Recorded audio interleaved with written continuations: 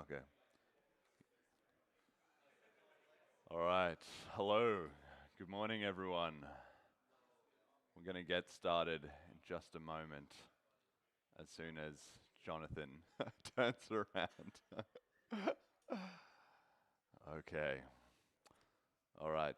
Live stream's up and ready. All right. Good morning and welcome back to the final day of BCH Bliss 2026.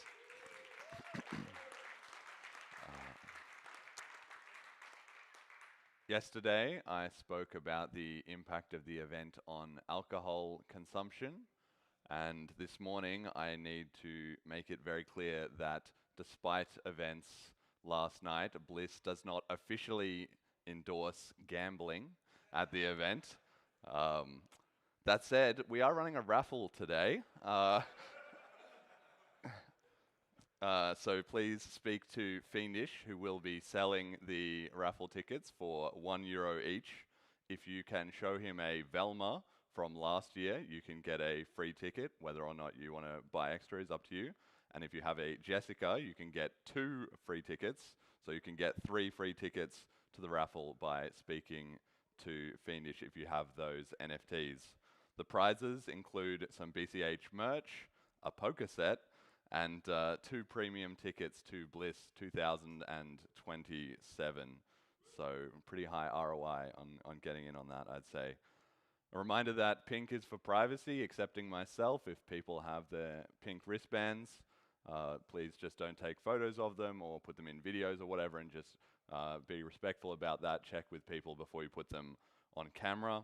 A shout out to our sponsors, BCH Bull, Paytaka, Molecular, Turek, BCH One, Cash Stamps, the BCH Podcast, Celine, Commercial Kitchen Stop, and Mocha. And right on with our talks. Our first speaker today from Toronto is Jerry Chen of Optin Wallet.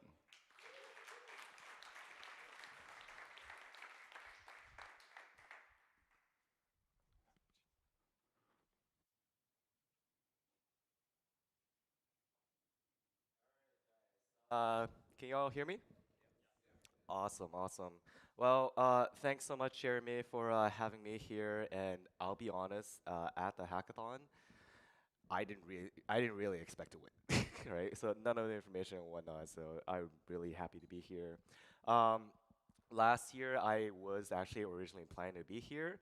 Unfortunately, it was at the same time as a back-to-back conference in Toronto. There was a blockchain futures conference, which is where this was taken, as well as the consensus conference in Toronto. So just glad to be here, I guess, this time around. Um, my talk today is really just going to be about the whole ecosystem aspect of things. I actually started out in the space completely by accident, really. I was really just freshly graduated from university, completely useless degree in biology, bachelor's of biology, where, what kind of prospects is that, right? And then, yeah, like later on that year, I found out about Bitcoin just by being on Reddit. Apparently, like it went up to $200 to $300 back then. And I was like, this could potentially pay off my student debts, if things go well. So 10 years later, here I am. But yeah, I started going out to a lot of the meetup groups in Toronto. One of the first meetup groups, really, Decentral, Toronto Decentral. That was a meetup group where basically half of the co-founders of Ethereum were just meeting up. And then somehow this kid came out and it's like, hey, here's my yellow paper about Ethereum. They didn't call it Ethereum back then, they just called it Bitcoin 2.0, so whatever.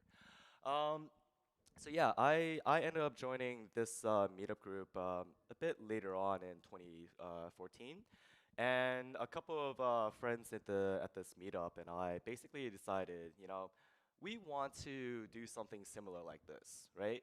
We don't necessarily have a venue of our own, but we could always go to a bar. We could always try to talk to the bar owners, whoever's managing, everything behind the scenes, and try to convince them to accept Bitcoin. So that was literally the origin story of the meetup I was running. It was called Bitcoin Bay at the time. Later on, turns out to be one of the longest running Bitcoin blockchain meetup groups in Toronto at the very least. It might be around the world as well, but we're a little bit crazy, I guess, right? What I found is that, quite honestly, for a lot of these meetups, you really do need to make it really, really simple for people to join, right? So everything just has to be explicit, up into your face. This is how things are done, right? This is the venue. These are the time slots. These are all the kind of stuff to do, right? And this kind of hand holding really gets people into this kind of, I guess, like a habit, right? We ended up literally every 2 weeks, every other Monday, we would be meeting up, whether it's just a regular bar, whether it's some sort of venue where we can have some sort of presentation, speakers and whatnot. Just get something consistent going so that basically everyone would know, hey, every other Monday, just go to these guys and talk about, Bitcoin, blockchain, whatever you want, right? So one of the things that we've seen, in Toronto at the very least, early on, is there was a heavy, heavy emphasis among the co-founders of Ethereum to really push what the hell this is, right? What is all this smart contract? What is all this solidity? What is all this token? Blah, blah, blah. They started organizing many, many of these hackathons, so on and so forth. Who here has heard of ETH Global? Just raise a hand real quick. Okay. Uh, the ETH Global Hackathon series actually started out in ETH Waterloo in 2017, right? So a lot of these things were really just, grassroots movements. They're, like very, very humble beginnings, right? After a while, obviously you have a lot more sponsors, blah, blah, blah. But in the beginning, it was really just, we want more people to be building on these kinds of platforms. So we're just going to create these opportunities ourselves and then give it to people, right? If they don't want to take it, that's their problem. We tried, right? Um, yeah, so as I said in the last point there, momentum is really the key there. It's really just to make sure that, people are aware that, these things are happening. The worst thing that could happen is really you're doing something, but no one's really aware about it, right? It's a complete waste of time for everyone. So, ecosystem growth. Ethereum, Solana, any other chain really with a foundation, right? They usually have that kind of like centralized funding to get through all of the things, right? Grants, ecosystem, events, so on and so forth, right? In Toronto, I believe there's the super team from Solana, where every Friday they'll be meeting. They just have a co-working space. A lot of people aren't even in Solana. Right? It's just say, hey, it's a nice co-working space, and they're getting free food, right? Um, for those who don't know, actually, I'll just add in as a side tidbit here. Toronto, Canada overall is actually really startup rich.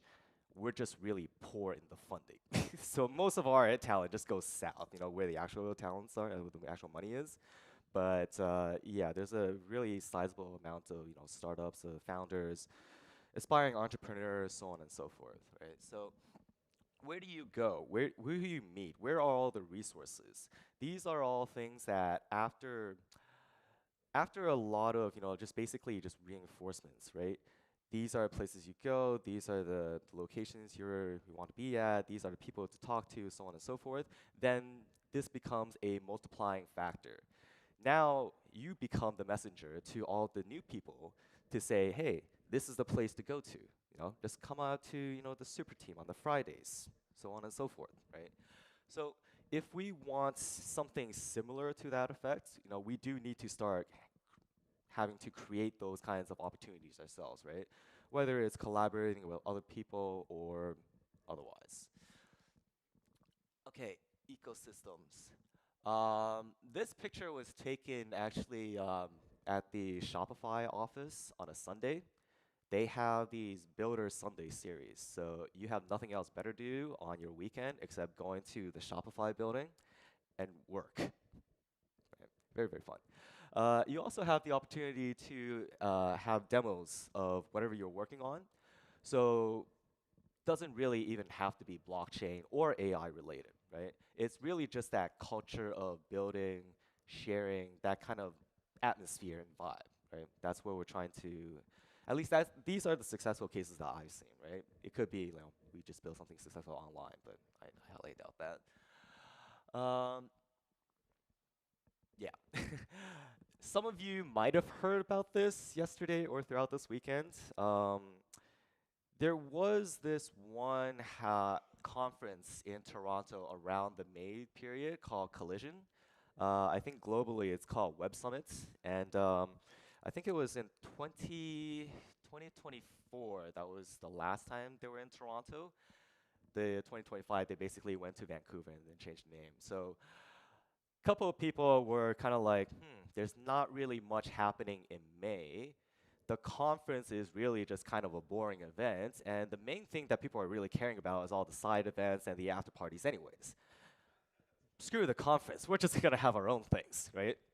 So last year, quite successful, a lot of people came out, blah, blah, blah. This year, that number is now, I think, 530, maybe 550 or so. It's insane, right? It's like 100 events every single day for that entire week. So these are kind of, again, the momentums and just building on top of the entire community.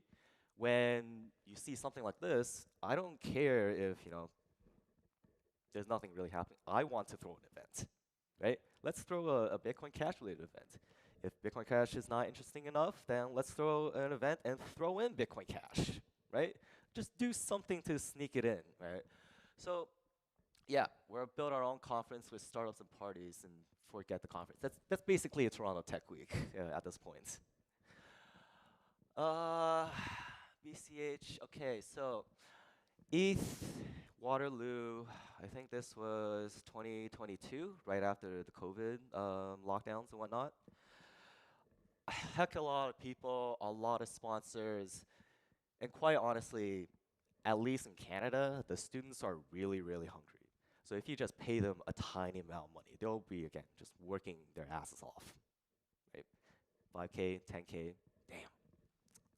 damn. The more important thing though is, like once you have more builders, you have more opportunity to build more things on top of it, right? Perfect example is Cauldron and all the stable coins, right?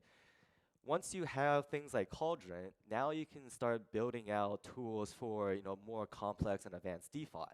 Once you have Moria, now you can do all these stable coins and stuff, right? Once you have Perion, you can do arbitrage, right? It's always building on top of what came before and expanding these kinds of opportunities, right? And when you start building like this, people will really start to notice. One of the problems that I've always seen in the Bitcoin Cash space is, at least not within the space, but outside, is that outside of us here, no one really knows what's going on in BCH, right? I was talking with quite a few of these, wallet providers, exchanges, so on and so forth, and I think Callan was the one who mentioned this as a likely reason, right? Is that, quite honestly, none of these exchanges and wallets even support cash tokens. I don't understand, right? Sometimes they even support SLP tokens or smart BCH, but not cash tokens, not a single one of them. So these are the things that we really need to start letting people know, like letting other bigger companies and institutions know and stuff like that. So integration, more people building, yada yada yada. This was actually the first conference I flew out and spoke at. It was the blockchain training conference in 2019 in just outside of Denver, Colorado. Really, it's just a city joined by the hip of them. This was kind of funny because I was the only Bitcoin Cash speaker at this entire event. Everyone else was talking about Bitcoin, Lightning, and so on and so forth. And it's wonderful because I was also slotted to speak I was actually on the first day, the first time slot. And guess who was speaking at the same time as me? I got no one. I got next to no one in the audience, right?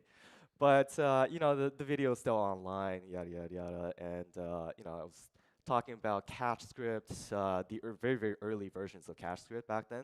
I think it was like version 0.3 in beta, as well as all this SLP tokens and how exactly all this kind of stuff works, right? So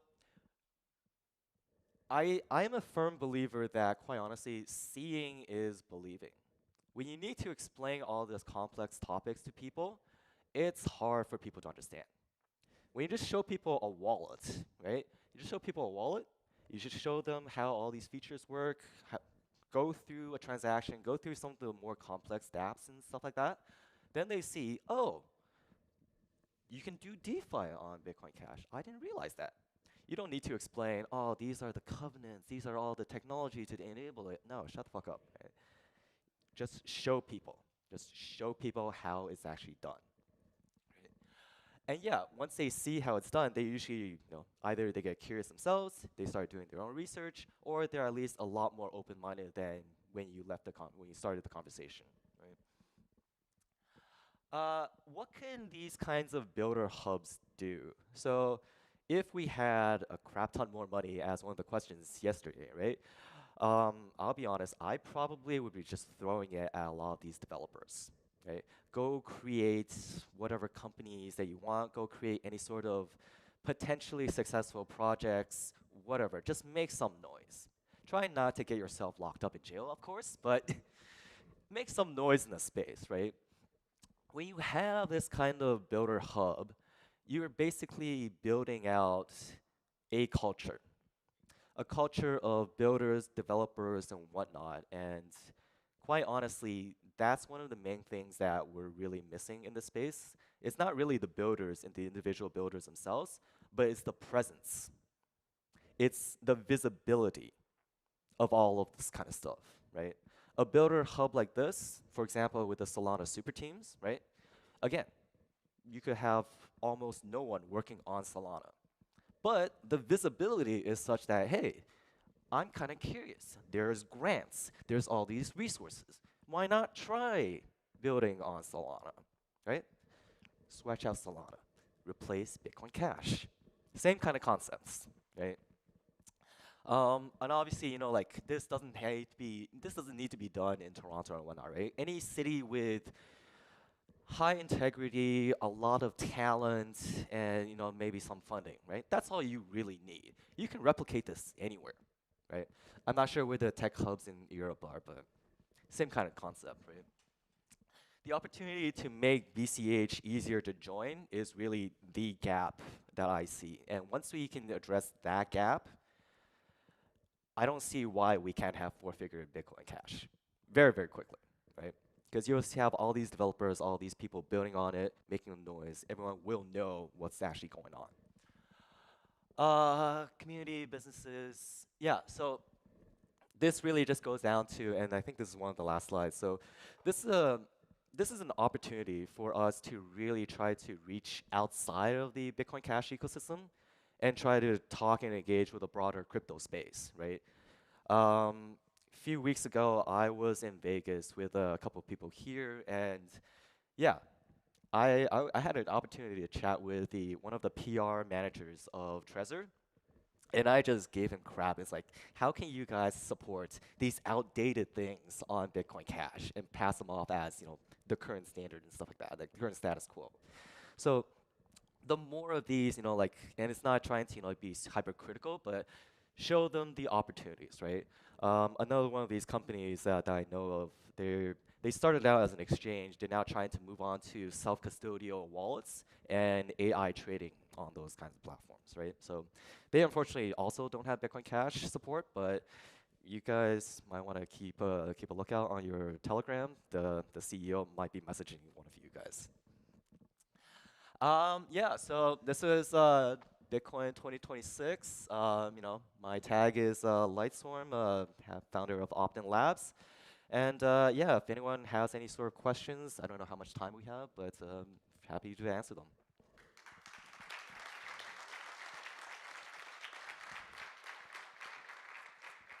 All right, we do have time for some questions, but before we do that, I just want to emphasize that Jerry won the Blaze hackathon with his project mean reversion portfolio rebalancer, and so he truly is practicing what he preaches, going to tons of conferences, just building the future, and so we've got a special visibility BCH Blaze hat for him. Thanks so much. Well done.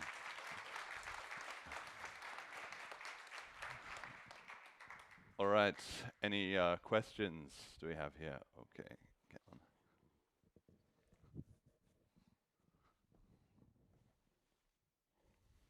Um, so like I'm sort of curious. Like, it seems like you have experience building communities and starting meetups, and that's I like yeah. to drink. You like to drink? Yeah, yeah, yeah. Well, yeah, I don't drink. Like, let's say for argument's sake, I've always been thinking about trying to get some Bitcoin Cash stuff happening in Austin, which is where I live. Like, what would be like the first step? Like, would it just be to like organize a small meetup and announce it and or something, because initially you don't want to invest any money. Maybe later on, if there's a bunch of meetups, you can maybe get some people to sponsor it. Like 16 steps ahead. But like, what's the first step? Like, if I just wanted to do like a Bitcoin Cash meetup in Austin, like, what would I do?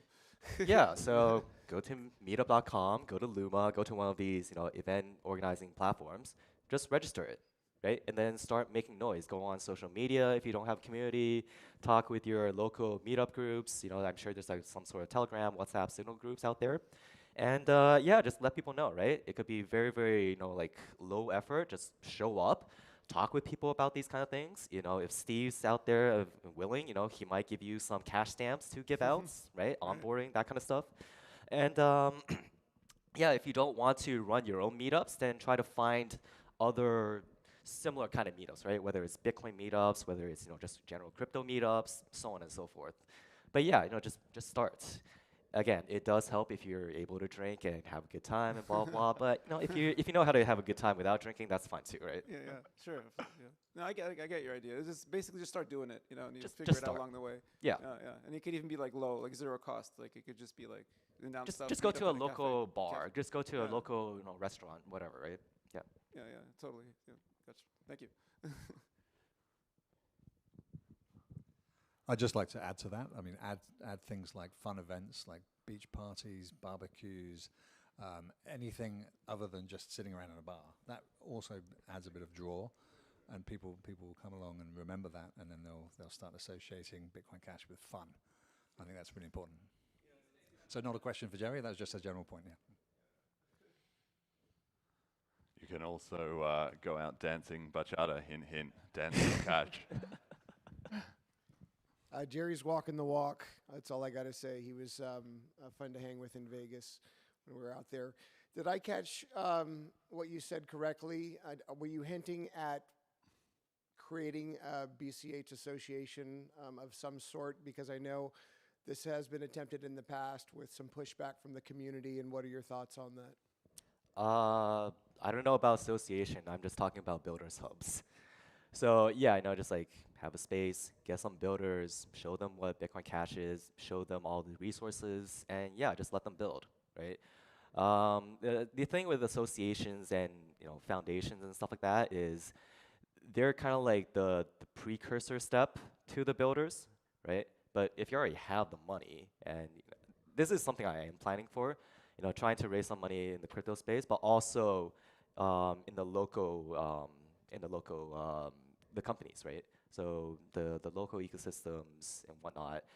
If they're interested in stuff like this, then yeah, why not, right? But the thing about the associations is that, again, those, in my mind, they're kind of like more on the decision-making side of things and trying to be like thought leaders, whereas I'm just trying to be on the grassroots level. If other people want to do other sort of styles, go for it, right? This is just a model that I know of. And I have a question too, which is, I've seen you at work a little bit at Op Next when you're mixing in the crowd, in honestly a bit of a hostile environment and with people who are not necessarily going to be thrilled to talk to you about BCH. And like you talked about, you've done, solo missions to so many of these conferences. What tips can you have for representing BCH on the ground in that kind of situation where you're already getting pushback or people are already skeptical? Yeah, so I'm actually going to be sneaking my way into a few more Bitcoin Maxi conferences, but those will be those will largely be on the dev side, right? So the way I approached it was literally just, I'm going to talk about Bitcoin covenants. You guys want to hear about it? No? Great. Next conference, right? So yeah, there are maxis and whatnot, but they're still reasonable people, right? So as long as you're not hypercritical of other people and the stuff that they're working on, then that should be fine, right? Try to talk about things that are, you know, like really just, you can't make an argument against it. Right? So with the covenants and stuff, basically I've been talking about it like we're trying to enforce the outcome of these transactions. Not caring about the private keys, not caring about the signature, blah, blah, blah, right? If Bitcoin maxis don't want to hear about that, then next event, right? It's very, very simple like that. But yeah, try to be, you know, like friendly, try to be approachable, don't be overly negative, don't be overly critical about these kind of things. And yeah, just open their eyes into new possibilities. All right, put your hands together for Jerry. And we got the clicker? Oh, yeah. Brilliant. Okay, thank you. Sorry, thank you. All right, this year at Bliss, I think we've done an excellent job. I've been very pleased to see that we are managing to also grow the community by bringing in some of the people who are big in crypto and have been for a long time, but maybe haven't had as much exposure to Bliss or BCH directly, certainly not in quite a long time. And our next speaker is an example of that from the Free Talk live radio show that has been central to crypto for many years from the United States, Mark Edge. Thanks.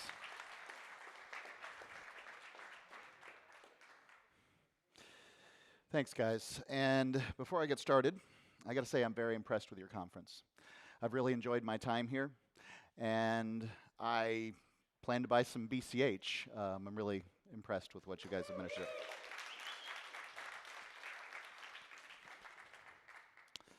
So let's see if I can get this thing to work. Here we go.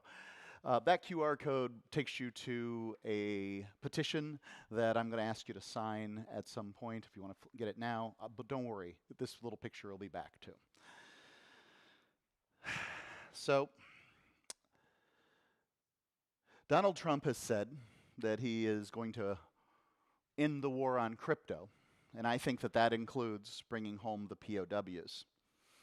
And I'm here today to beg him to release all the prisoners of war, including my co-host, Ian Freeman. Ian Freeman, as you will find out, is Bitcoin John the Baptist. I share the title with him.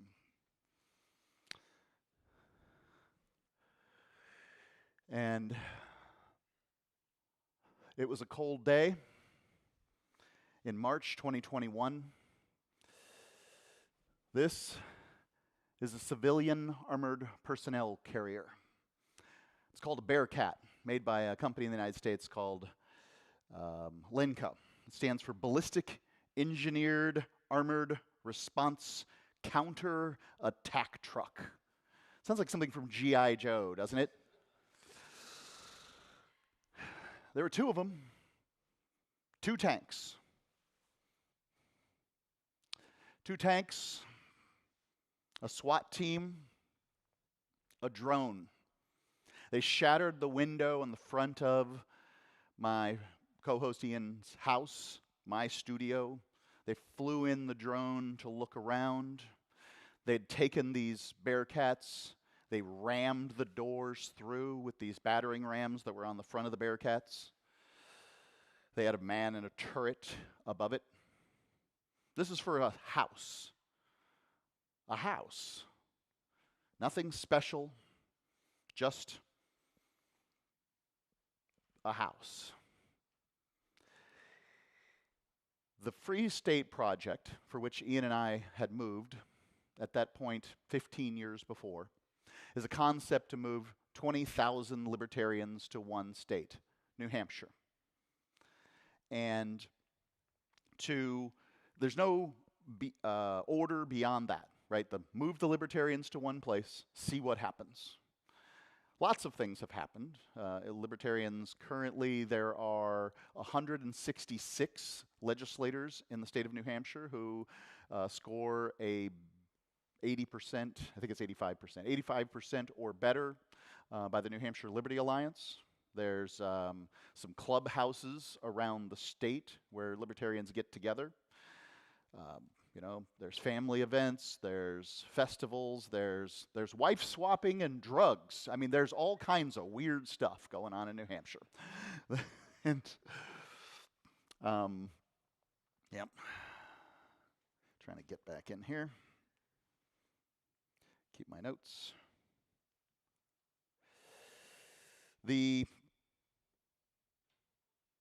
Among other things that have happened is that the FBI, the field office in Portsmouth, New Hampshire, they've tried to infiltrate the Free State Project. They've sent people in. Hey, you know where I can buy a machine gun? You know where I can get a sawed-off shotgun? Somebody have a bag of cocaine? Anything. No. I mean, over and over again, these people were rebuffed, mainly because it's not that kind of community. I've been in New Hampshire for 20 years. I've never shot a machine gun. I don't have a shot-off shotgun, and frankly, I've never seen a big bag of cocaine. I don't know these things, but that's what they're convinced we're doing. They don't understand what liberty means. To them, it means violence. They have a cops and robbers mentality. They hear somebody say that any government program, including the police, that's unaccountable and overfunded, is going to be a problem. And they think we're bad, they must be bad. We're the good guys, they must be the bad guys. It's that simple. That's what they think. So these people who've been, these infiltrators of sorts, have been rebuffed over and over again. We didn't hang any of them. We just told them, we don't have that kind of thing. You're welcome to hang out and have a drink, but no. And Ian Freeman, my business partner, in many cases was one of the people who rebuffed these people. Then he did a interview as one of the FBI agents was coming out of a court case where they went after somebody for growing marijuana in their home. And he did an ambush interview and interviewed this guy. His name was Phil Christiana.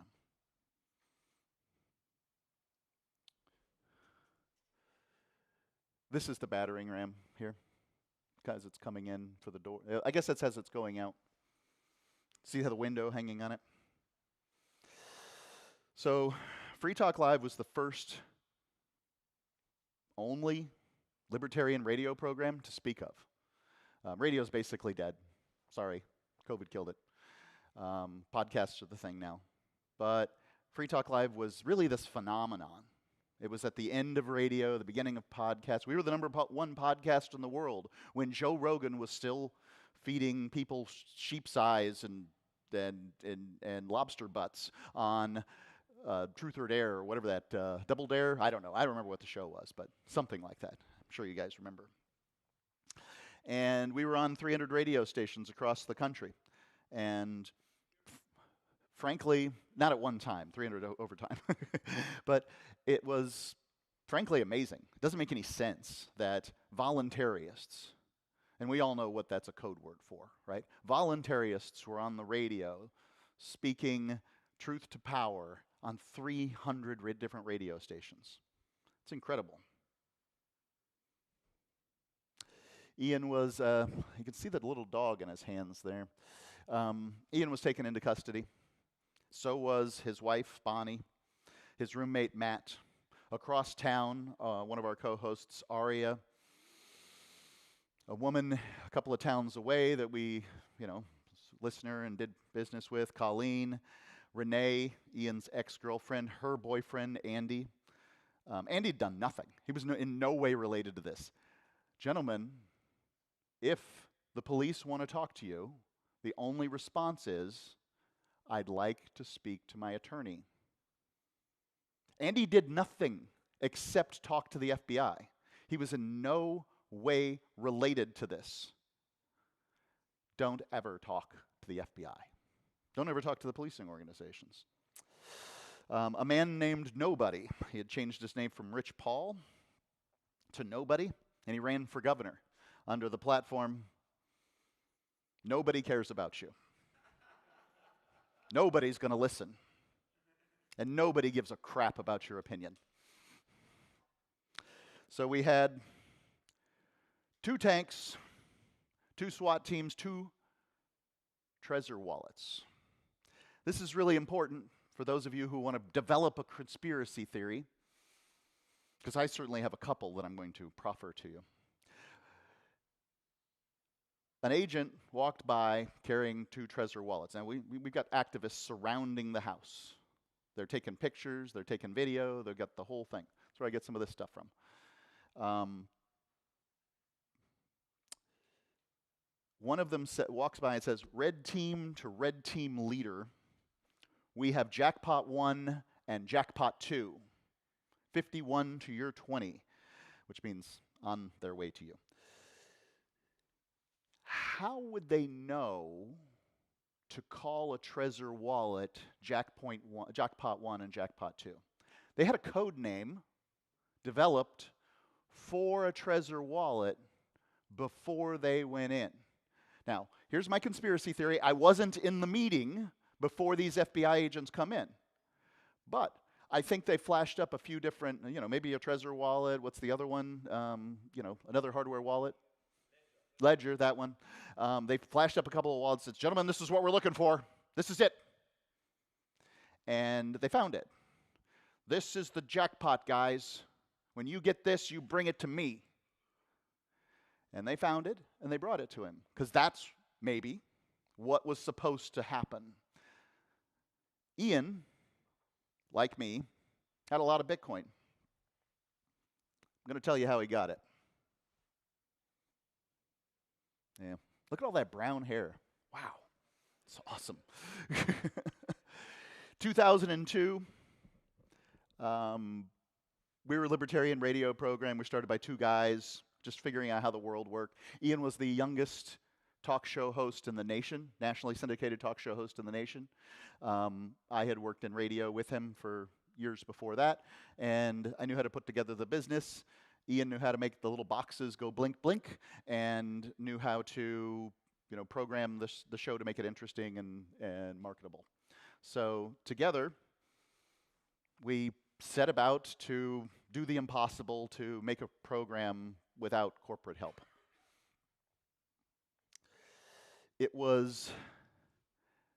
I didn't start out a libertarian in 2002. I was really just another conservative. But it was my callers that radicalized me. They'd ask me questions to which I didn't have answers. And I think a thinking mind is always looking for where it's incorrect. I think a thinking mind, I'm incorrect now on some positions. I don't know which ones they are, but when somebody explains it to me, I should adopt the better position. So I became libertarian because of my callers, not the other way around. I wasn't preaching to them, they were preaching to me. In 2006, we picked up and moved for the Free State Project, an idea to get 20,000 liberty-loving individuals in one state. We were essentially the mouthpiece for New Hampshire. Probably a quarter of the people who moved to New Hampshire came directly because of us. And when we arrived, of course, the FBI was there to greet us with these infiltrators. The special agent, Phil Christiana, he'd sent undercovers in to buy, the machine guns and the drugs and all that stuff. And I think that ambush interview that Ian did was the turning point to where Christiana really went after him. Because Christiana then tried to infiltrate the Keene Activist Center, sending in people and trying to get in there. It was just a place where people went and made signs for protests and drank for parties. I mean, it was nothing special. Believe me, I didn't spend much time there. It was dirty. But one of the really main features of Free Talk Live was sound money. It was important to us. And one thing I forgot to mention before I came is I'm a trillionaire, guys. I was a trillionaire before Musk ever was. Here it is. I carry it around in my wallet. 10 trillion Zimbabwean dollars. Why? Because we found out very early on Free Talk Live, government and money do not mix. That when politicians can print money, that's a simplification, I understand. I know what a central bank is. When politicians can order the printing of money, can demand more money for what they do terrible things. Now, I realize I'm in a European audience, and I'm going to apologize if this is simplistic American understanding of things, but in 1942, when the United States wanted to prosecute a war, what they did with the American people is they went to them and they said, buy war bonds. Don't wear nylons. Grow a garden. Do things to be self-sufficient and give us your money on loan and we'll give you money back later. That's what they did. In 2002, 60 years later, when a reporter asked George Bush Jr., what do we do to help? What do the American people do to help with the war on terror? He said, go shopping. He didn't say grow a garden. He didn't say buy war bonds. You can't even buy bonds in the United States anymore. They don't want your money. They don't care about you giving them their money. They don't want it. Something happened between 1942 and 2002 in those 60 years. Something occurred. Now, it's Bretton Woods Accords. I'm sure some of you know. Doesn't matter. But clearly something dramatic changed.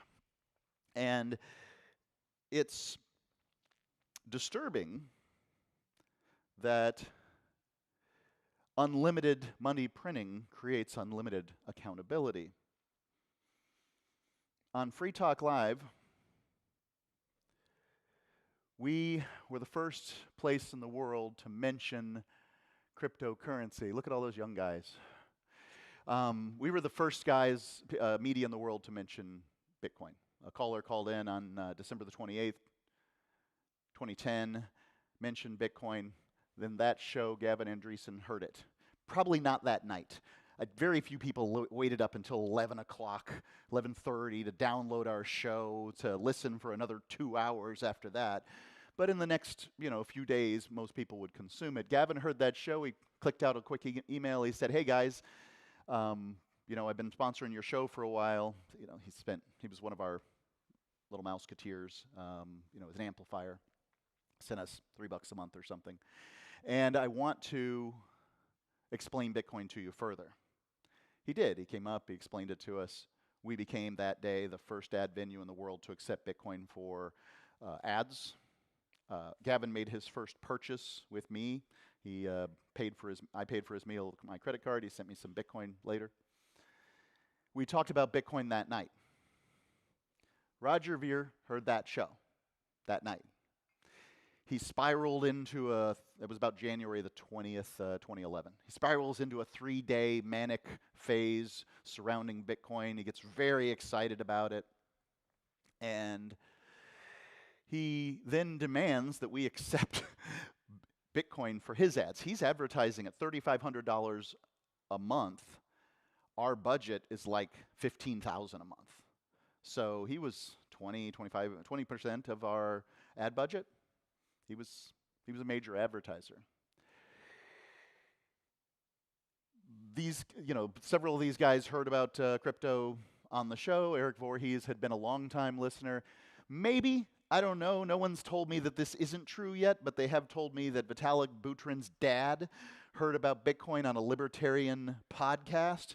There weren't very many. And then told Vitalik about it. Vitalik, then worked for Bitcoin Magazine. We interviewed him on the air later. Porkfest, Charlie Shrim said that Bitcoin wouldn't exist without us. An exaggeration. He's prone to it. We can't A/B test that, but I like the quote. Sounds great. And, Free Talk Live was right in the middle of it the early days. Before there was a Let's Talk Bitcoin and these Bitcoin things, Free Talk Live was there. And we did talk about cryptocurrency. It wasn't our major focus, but we talked about it. And one of the things we really cared deeply about is the peace movement. We were founding members of Bitcoin Not Bombs. I got to see a green t-shirt here, a Bitcoin Not Bombs t-shirt, and I was delighted to see it. It means that the meme that we created has gone further, because cryptocurrency gives accountability to the politicians. This is the reason they really truly hate it. It gives accountability. Nobody wants, no uncontrollable drunk baby with a handgun wants you to tell them that they have to behave themselves. And that's what they are. Terrible, terrible children. So Ian decided the best way to make the world a more peaceful place was to propagate cryptocurrency. More people using cryptocurrency means that we can hold these politicians accountable. And that was the central premise of our belief system, our moral code. He began using local Bitcoin. He had 5,000 five-star reviews. He had lots of happy customers. And some of those people ended up being scam victims.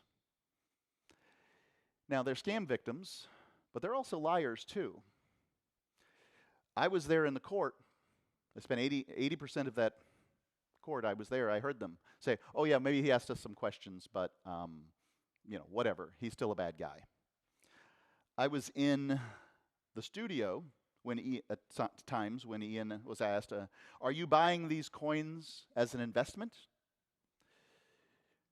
Have you ever met your boyfriend in real life? Do you know what a romance scam is? He asked these questions of these people. What more can you do? The statement that he asked was used against him in court. He said, surely some of my customers are scam victims, but if they lie to me, what can I do? That was the question he asked. And it's a question that if you change the tone of it, sounds very nefarious. What can I do? You know, I really hated that part, is that some sentences can be changed to seem nefarious when they weren't. 8 charges: money laundering, conspiracy to commit money laundering, unlicensed money transmission, conspiracy to commit unlicensed money transmission, 4 tax evasion charges. The trial lasted 2 weeks. As I said, I sat through 80% of it. There were dozens of people there supporting Ian every day for 3 weeks. There was an IRS agent that stood on the stand. The IRS agent was asked if they knew what Ian's tax burden was. This is important because these are tax evasion charges. Tax evasion charges require that you have a tax burden. If they knew what Ian's tax burden was, and if it's possible that he had no tax burden at all. And they said yes. Yes, it's possible. No, they don't know. That simple statement should have been enough to get the jury to say no on those 4 charges. That simple statement should have been sufficient to get the Boston Circuit Court of Appeals to remand the charges back. That statement should have been enough to get the United States Supreme Court to hear the case, and it wasn't. Why? I don't know.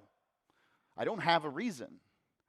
But it really seemed very clear to me that the judicial system's broken. I lost all faith in the judicial system and jury trials that day. Now, I realize many of my brethren from foreign countries are like, our judicial system's been broken our whole life. I don't know how long it took you to get here, but that's where I am now.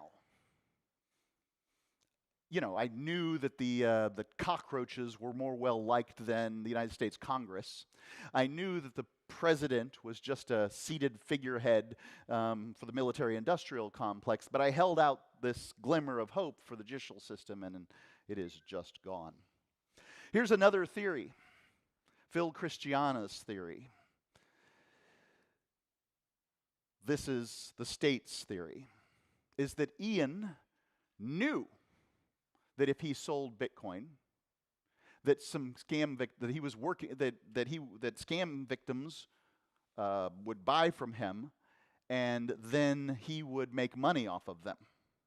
Like, that's the whole premise, is that he colluded with Nigerian princes whom he never met. Not one of them. They don't have a picture of Ian and a Nigerian prince together, but that he committed conspiracy. That's the conspiracy to commit money laundering charge. He committed money laundering by colluding with people he never met, never talked to. And I think it's a very novel legal theory, honestly. You know, that like, well, I know how these people are going to react, so I'll just do this and work with it. Very bizarre. You see, there's not a charge for what Ian did because what Ian did wasn't illegal.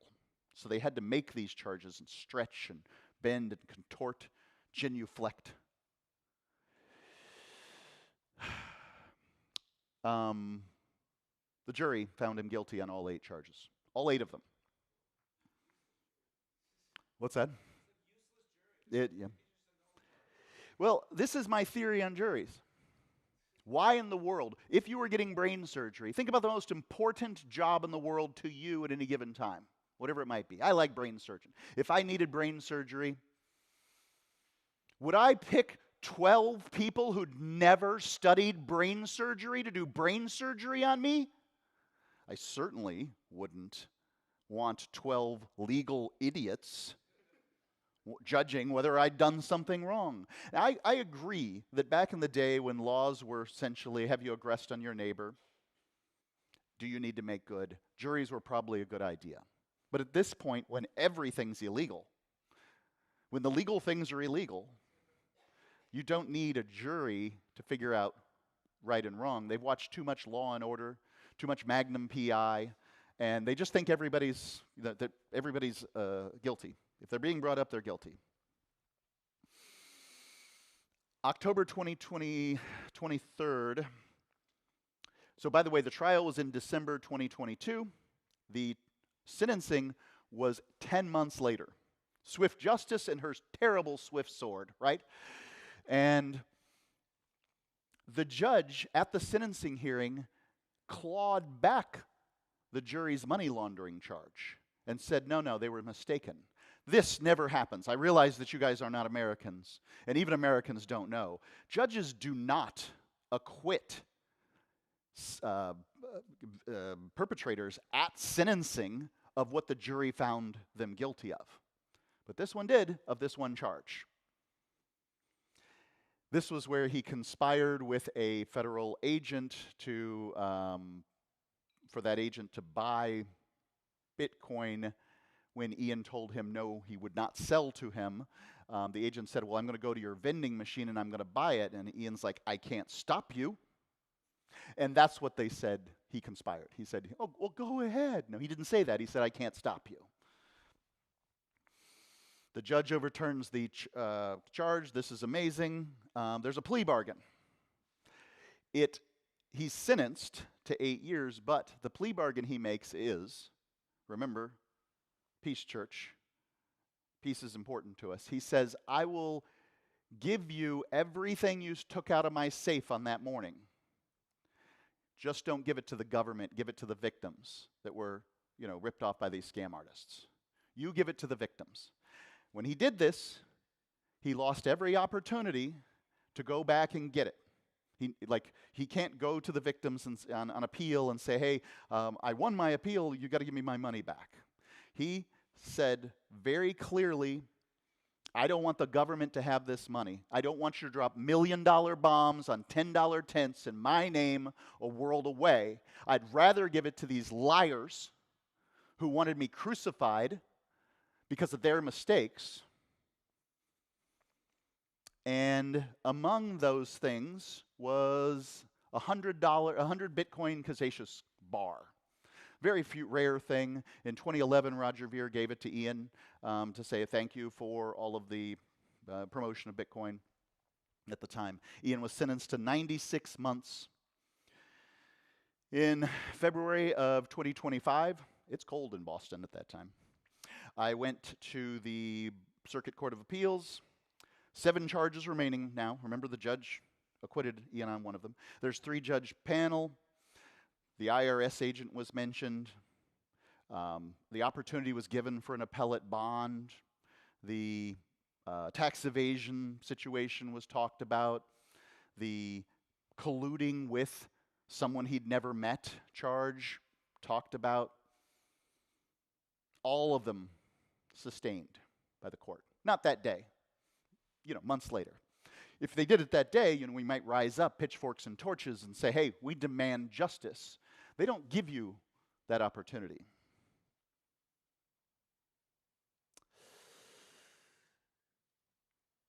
Supreme Court, earlier this year, very early this year, refused to hear it. At this point, Ian only really has one opportunity, and that is that Donald Trump, for whatever reason, in his great magnanimity, decides to pardon Ian Freeman. Now, Donald Trump did promise at the Libertarian National Convention to end the war on crypto. And I think to some extent, he certainly changed the war on crypto. As many people have been arrested under the Trump administration as they were under the Biden administration. I don't know that Trump is responsible for everything that happens during his administration. But I know these hurt Ian's name. And this is it. Ian either gets pardoned or he gets out in like a year and a half. So I would ask you, please scan this QR code, go there, sign the petition. I cannot explain to you why a nationally syndicated talk show host that was on 300 radio stations only has 1,400 signatures. I had this conversation with Ian. I said, look, man, if we do this petition, I don't recommend this petition. If we do this petition and you have less than 10,000 signatures, it's going to look bad.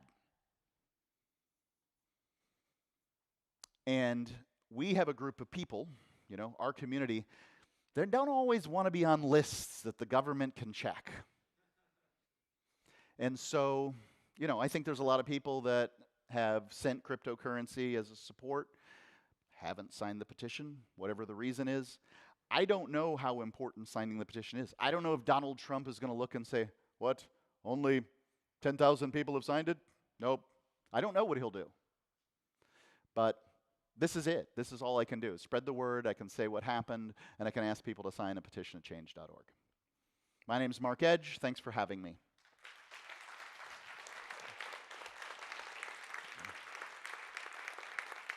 I just want you to know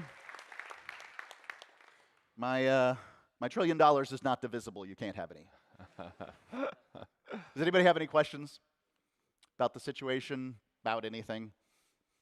Yeah, I'll take Ken first. I mean, you know, he wore his best skirt today.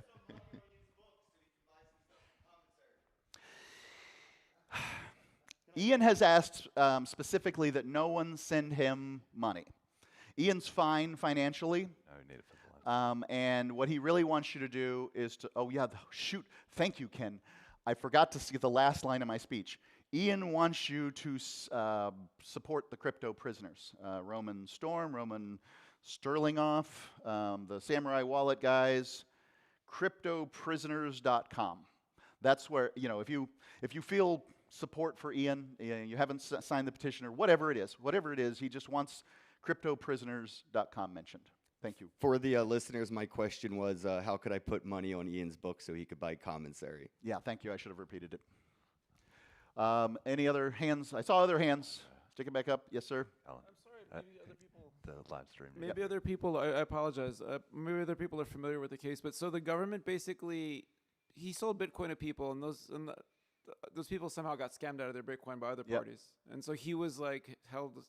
It's like he was a scammer. Holding the gun store owner responsible because somebody bought a gun there and went out and shot somebody. Yes. That's fundamentally what happened. That's so insane. And the jury was too stupid to like just nullify this or whatever, say not guilty. It's ridiculous. Yeah, it's crazy. Yeah, there's many conspiracy theories surrounding why this might have occurred, and you know, I don't know. I can't say. Like what? Like that some of the people that were scammed by federal agents. Wouldn't surprise me. Right? No, right. I think that probably the main theory is that Ian Freeman has just been a thorn in the side of the federal government for so long that, you know, he was notorious. I mean, we were within the top 25 most important radio programs in the United States. I mean, maybe not household names, but we were not unknown. And Ian is a hardcore voluntarist. I mean, you could read anarchist, right? And the things that he would say would definitely stir people up. And the things I would say, any place else, any other room in the world besides the Free Talk Live studio, I'm a radical. There, I'm a moderate. And, you know, I do believe that the vendettas were set by Ian's rhetoric. You know, that's my opinion. Yeah. I saw one back there. Yep. Run.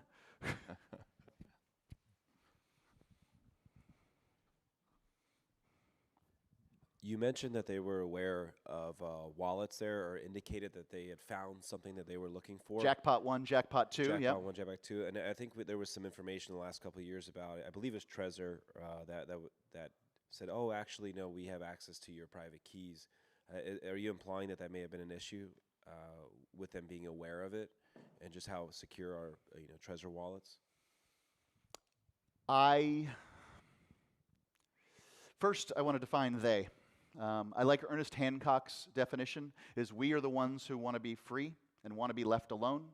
They are the ones who do not want us to be free and not want to leave us alone. So in this case, the FBI, the IRS, the Federal Postal Service, and the coalition of assholes that came after us on that morning in March, I don't know what they intended to do with the Trezor wallet. I couldn't tell you what the exploits are. I do think that hardware wallets have a brand which suggests a high level of security, but I also heard that there was an exploit back in the version 1 of Trezor that you could crack the PIN, and that the PIN is 6 digits. 6 digits says that that's only 1 in a million codes, right? From 0000 all the way up to 99999. I may have the numbers, maybe that's 999. Maybe there's an extra 9, I don't know. Anyway, 6 digits, so there's only a million numbers. A black box can run through that, very quickly. I don't know if there's things that would have protected it, but I firmly believe they intended to get those hardware wallets, and they intended to crack them. For those that need to know, Ian's not a fool. He had the mnemonics for those wallets, and those mnemonics were used. And I wish I would pay a Bitcoin to have been in the room when those FBI agents realized that that money was taken out 3 or 4 days after they stole the wallets. They went in there and they saw those Bitcoins, and I'm not going to tell you how many it was, but I'm going to tell you that Ian, instead of propagating the word of cryptocurrency and the peace that it can bring, he could have bought a Central American country and lived the rest of his life as a king. But that's not what he wanted. Ian wants a better world for you, and that's why he did what he did. So I can't say why they targeted those hardware wallets, but I have heard that there's exploits. Right. Oh, one more. Joel? One more? Yeah, I don't pay attention to time. Thank God they gave me an hour. So one of the best ways we can honor victims is by not creating more of them. Yeah. So with that being said, what have you learned from this whole process of, in retrospect, what are the best ways people like us who care about freedom and care about propagating that through crypto, what can we not do to screw up and end up in prison? Well, I think that we need to create on-ramps, because that's what Ian was trying to do. He's trying to create on-ramps to cryptocurrency. And he was doing it the way that it would be, that he could. He didn't set up Coinbase. He used local Bitcoins, as thousands of people did back then, and the vast majority of them never having been arrested. And what we need to do is create on-ramps for crypto that are easy to use. We need to create privacy within the crypto sphere so that one could say, let's say the on-ramp coin is BTC, let's say that. Well, it can be tracked, traced, and looked at. That's disturbing. I don't like the idea that I can go to a coffee shop, buy a cup of coffee, AI can look through my history and say, oh, there's a cryptonaire. Somebody, ring, ring, hey, Guido, I found your guy. And, they can go and find me or whatever. I don't like that idea.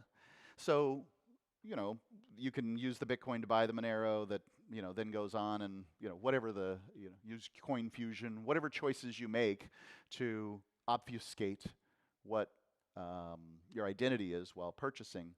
Because I think that Steve has pointed out a very interesting problem is that the vendor, the business, they want to be able to do their books. They want to know, you know, as much information as they can know about a given transaction. The buyer wants as little known as possible. You know, when I slap down my $3, $5 for a cup of coffee, this is outrageous. When I slap down $5 for coffee, I don't want them to know anything else about me except that I smiled and said, "Have a nice day." That's all I need them to know about me. If I want to share my name with them, "Hello, my name is Mark," that's good. But they don't need to know anything else. It's disturbing. Jeremy, are we all done? Or do you Yeah, want I think that's it. Put your hands together for Mark. Okay.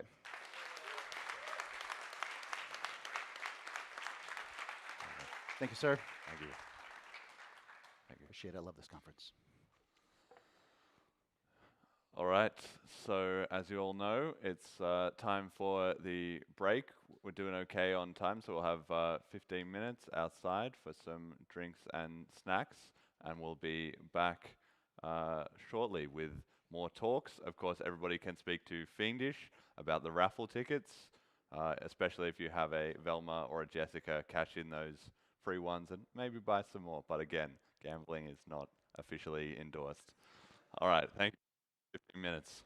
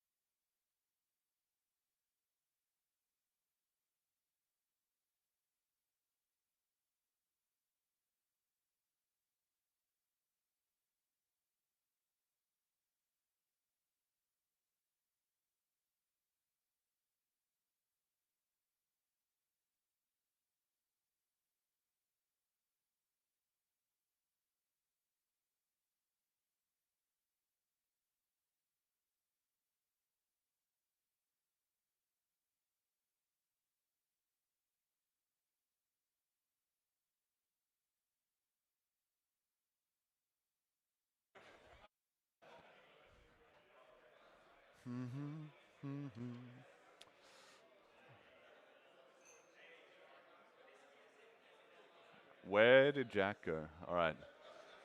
Hello, everyone. Please sit down. I'm going to have to call people out by name. Let's see. Steve. Let's go. Emergent, what are you doing? Callisti. Callisti, sit down, my man. Steve Thurmond. Time to take a seat, sir. Dagger, looking good for the Norwegian national holiday. Harva looking amazing, actually. Wow.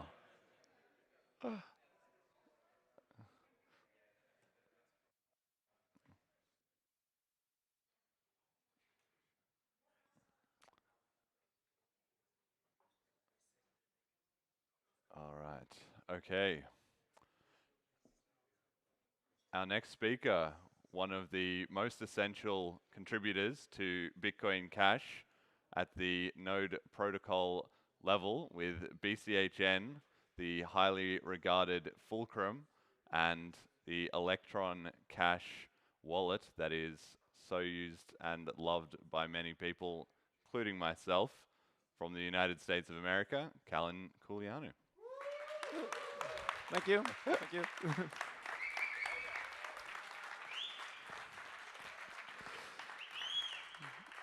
Woo! You guys are so enthusiastic. It's awesome.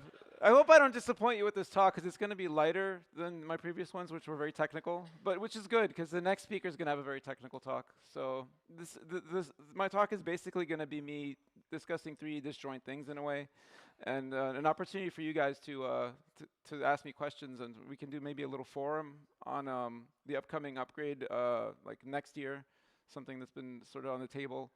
So yeah, old man yells at clouds because it's not going to be very. It's going to be me sort of like telling you stuff that I believe or don't believe. And I suggest you go to my website. I think it's one of the best websites ever designed. I think the pinnacle. I think the pinnacle. So for me, it's like everything got crappier like after more people got into the web. You know, like the pinnacle was like 1998, 1996. So my website, it respects that. Yeah. So yeah, I'm gonna talk about. Oh, actually, so we got attacked on upgrade day, like 2 days ago. Yeah. So I actually impromptu this morning. I added to my talk. I wanted to sort of just briefly discuss the anatomy of the attack, or not in great detail, but just describe what happened. The next thing I'm going to be talking about is the proposal that's Bitcoin Cash Audist made. It's very, very detailed, actually, to lower the block time and how to do it, and sort of get your guys. I really would just want to get the opinions of people in the room about this, because it seems like most people are for it, but if anyone's against it, speak now. And then I'm also gonna, or forever hold your peace, like in a marriage. And so and the last thing I just want to talk about is just to have an open floor AMA. So okay. So yeah, the first is the hack, right? So this is like on May 5th, right? I was getting ready mentally to come to Ljubljana, working on my talk, and like Bitcoin Core releases this like disclosure, right? They're like, oh, like ever since 0.14.0, which is like before, it was like 2014 or something.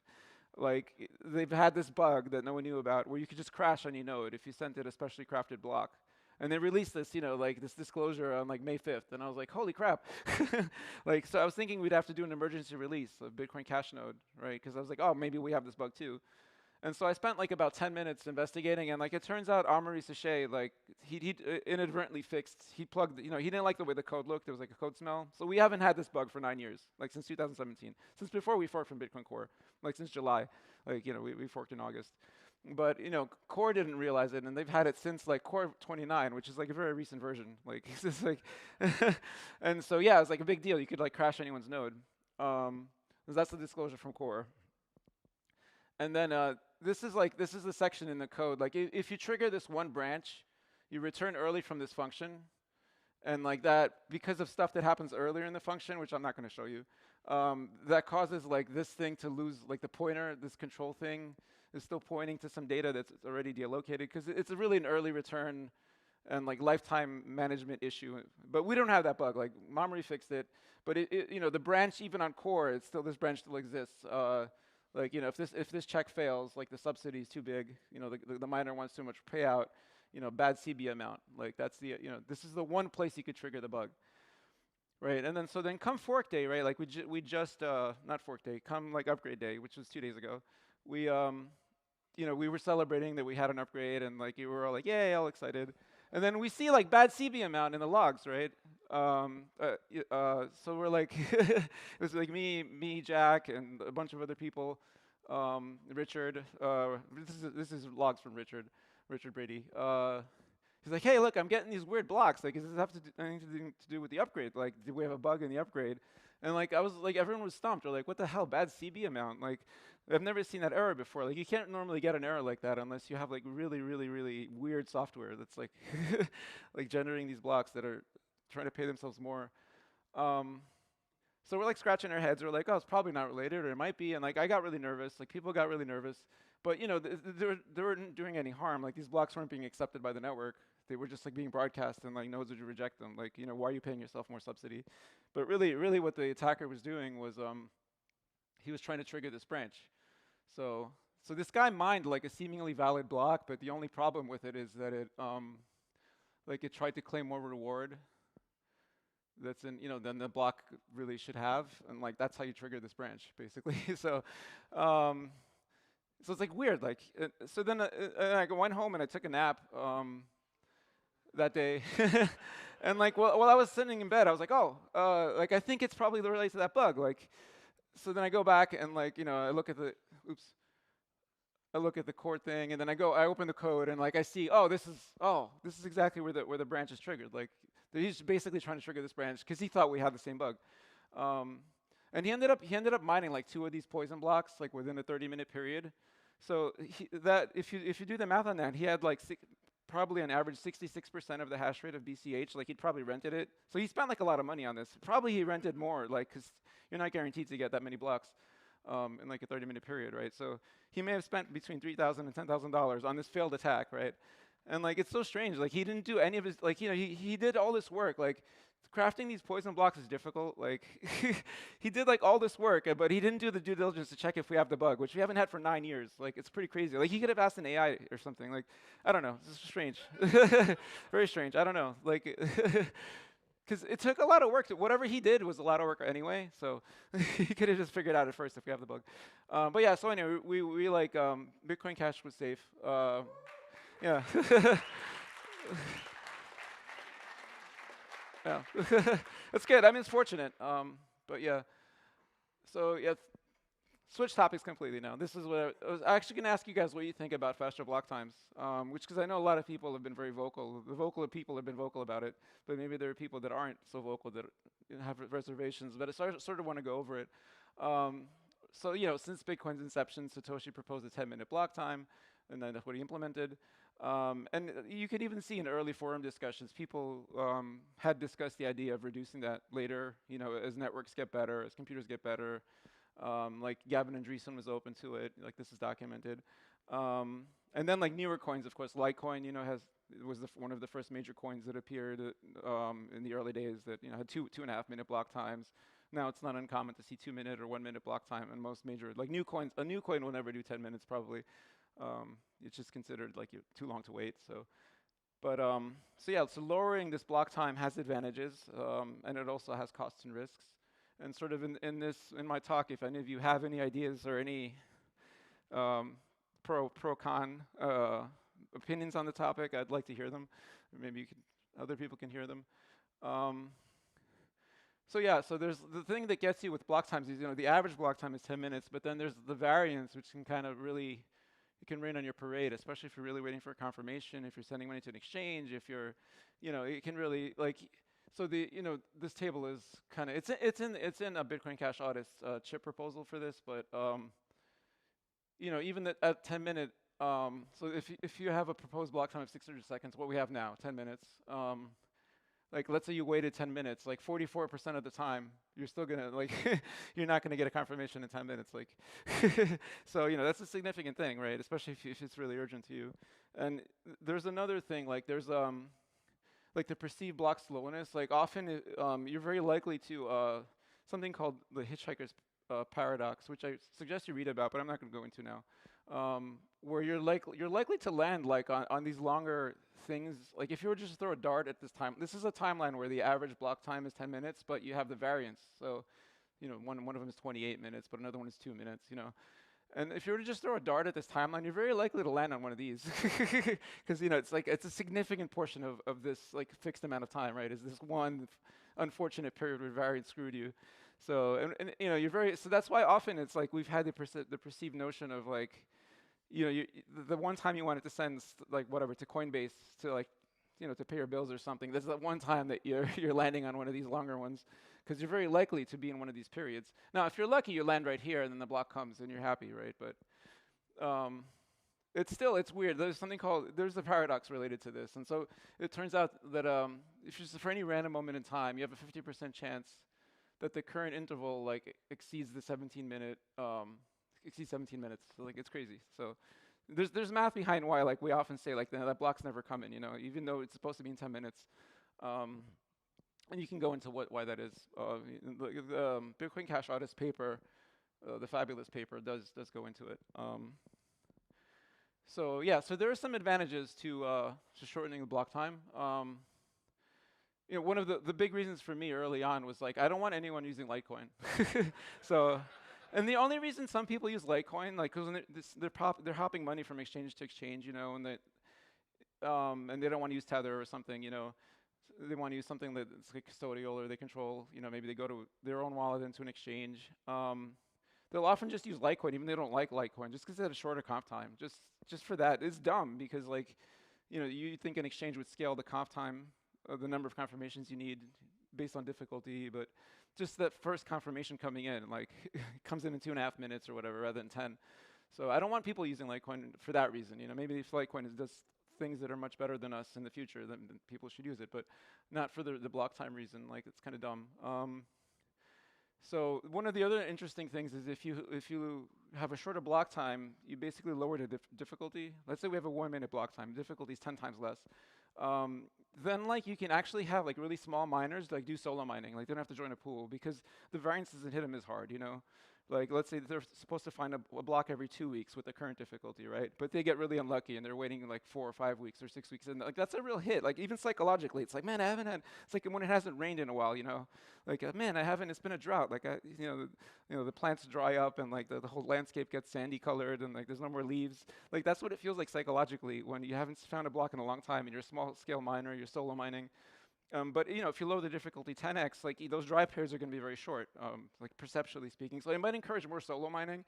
Of course, eventually, if like Bitcoin Cash goes to like $1 million a coin, difficulty will get so high that maybe people stop solo mining. But for now, there's that aspect.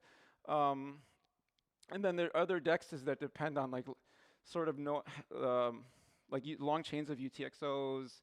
Like they sometimes have trouble because they're not sure if their mempool view and the UTXOs they believe are valid, which are still in mempool, if that's like canonical, if that's going to get mined in the next block. So if you have faster blocks, like that finality happens quicker. Like you sort of resolve synchronization issues or race conditions. So these are some of the advantages to a shorter block time. But then there are disadvantages, like with everything. Everything's a trade-off, right? So yeah, I mean, one of the most obvious things is like even if nothing's going on the chain, you have these 80 byte.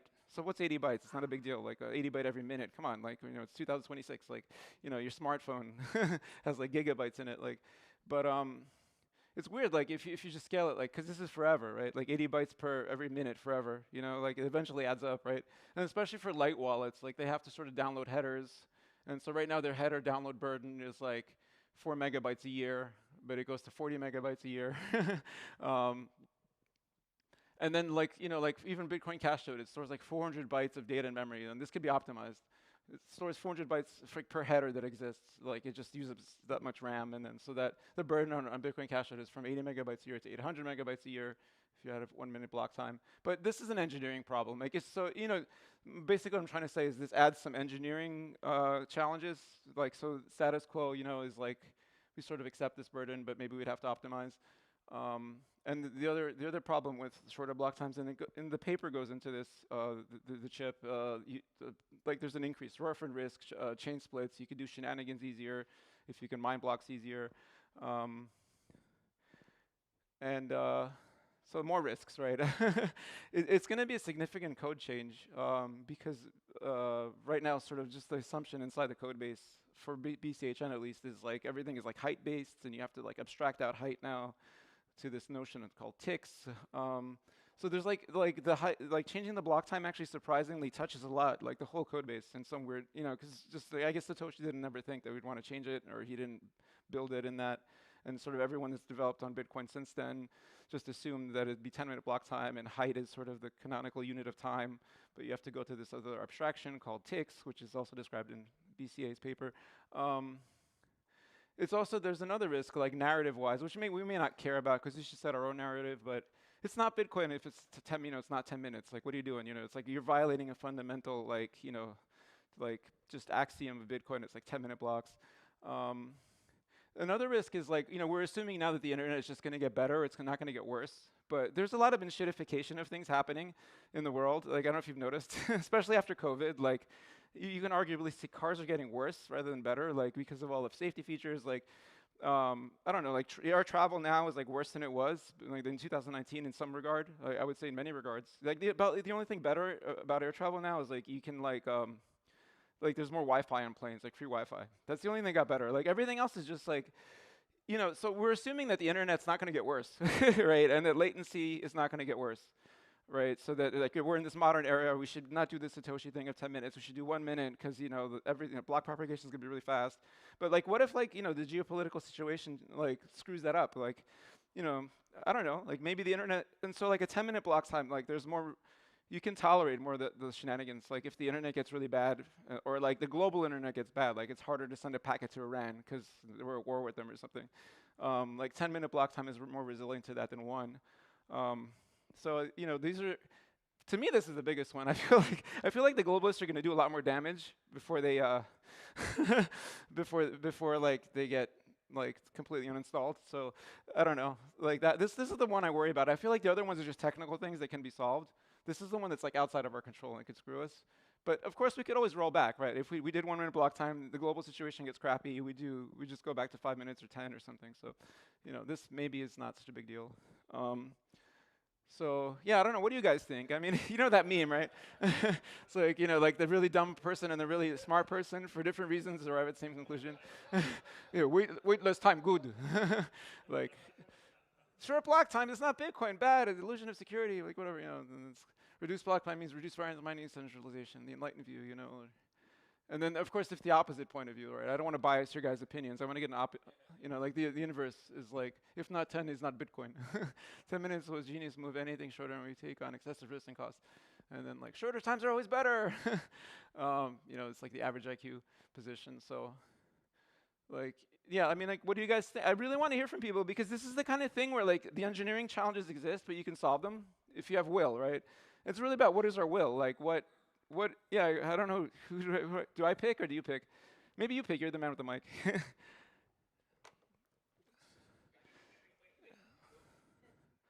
Hello. Yeah, oh, thank you, Colin. Yeah, nice to, first of all, nice job on identifying and just nailing what it was that happened with the attempted attack yesterday. Yeah, but I had help. I saw Richard disappear off in a hurry, and there was a huddle, and it was like, oh, what's going on? I had help, man. Like, there was like 6 people on it. I'm just the one talking about it. Like, Richard Brady was the one with the logs, some other guy, Jack, was there. Sure. And No, a bunch of people were brainstorming on it. But yeah, thank you. No, yeah. I get it. And even Jason Dresner actually early on alerted to me to the fact that there's a bug, and we talked about it, before we even came to Bliss. And like, so the fact, like, a lot of people were. Then I'll extend that thanks to everyone here. Yeah, thanks to and everyone in Nokia BCH on for. that. Yeah.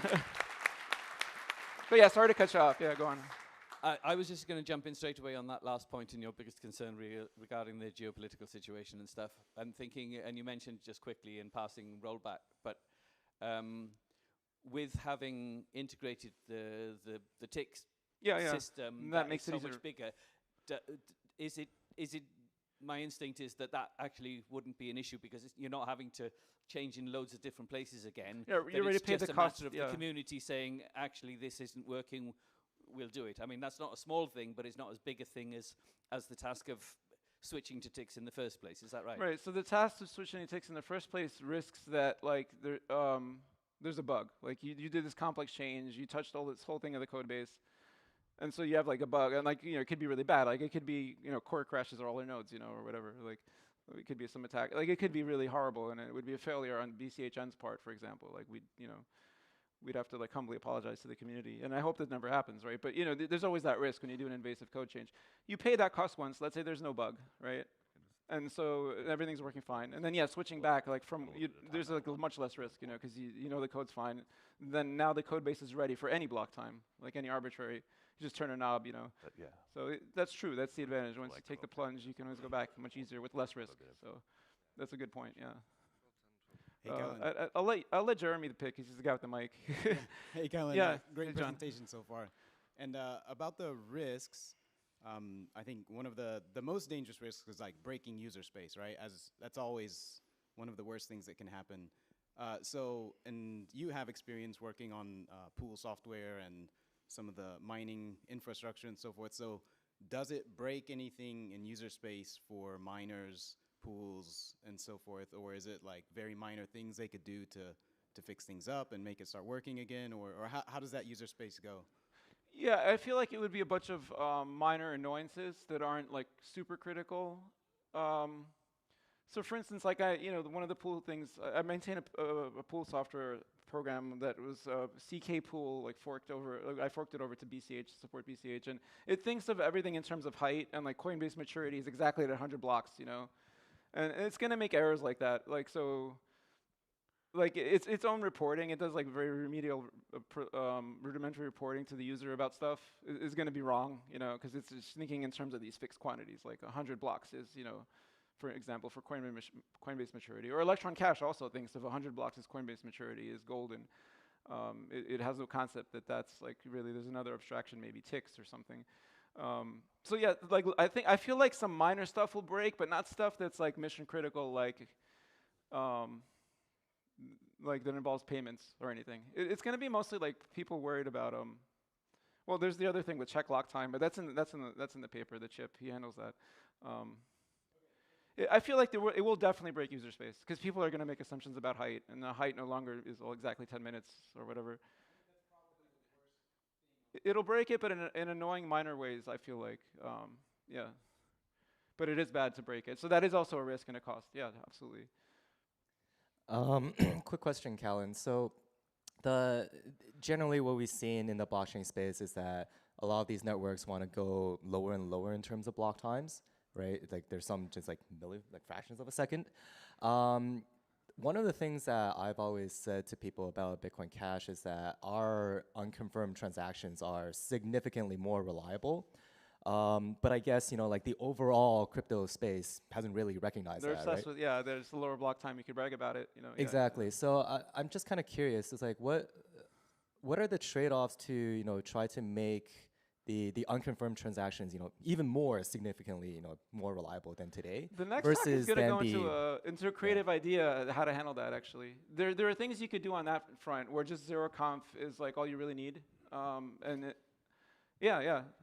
The next talk is going to go into technical detail on that. You'll be maybe hopefully pleased or not pleased or confused.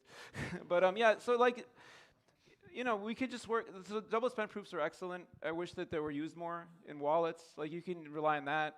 And then there's stuff you can do even on top of that to have an idea of what's going to be mined in the next block, which is the next talk is sort of going to get into. Yeah, no, I mean, sometimes I'm like some days I wake up and I'm kind of cynical and upset that we want to reduce the block time, and I'm like, we should just get zero conf working perfectly and like not change Satoshi's design, not take on all this technical challenge, and like not rock the boat at this point. And yeah, I do agree with that sentiment sometimes. What's the worst case scenario in your opinion? Wait, who's talking? For some reason, I'm like in my head now. Oh yeah. Hey, bro? Sal. What's up, Yeah, bro? yeah. Hey, Sally Mayweather. Yeah. What's the worst case scenario?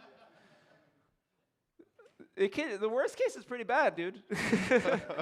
Like, so let's say the implementation is really complex and there's bugs in it, and then we can get super embarrassed because people are crashing BCHN, which is the most deployed node, and like we're fucked, and like we have to do emergency releases. The coin price drops, everyone's upset. I apologize. You remember like that guy from Tux, Magical Tux, the guy who with the exchange of empty Gox, Mark Capels.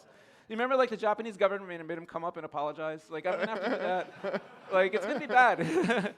and it could even be worse than that. Like it could be that plus the geopolitical situation, and so people are reorganizing. I don't know, man. Like the worst case is really, really bad, right? Because you always can imagine like the worst things that happen. But what's the chances of it happening? Oh, I feel like hopefully like 1 in 10,000 or less. Hopefully. Maybe see, the thing is, you tempt the fates, right? Once you say things like this, like the gods are watching, and like, I don't know. Yeah, I don't know. I feel confident we could pull it off. To be honest, like it's gonna be a lot of hard work, but I feel confident we could do it. But there's always risk. You know, people make mistakes. Like, there's always risk. It's just got to be really careful. That's all. So my technical ignorance will be very apparent with this question, which is how I know I'm in the right room. Testnet, is this not something that can be extensively yeah, so that would be the first tested? thing to do. And if you can't, there's probably a presentation in and of itself.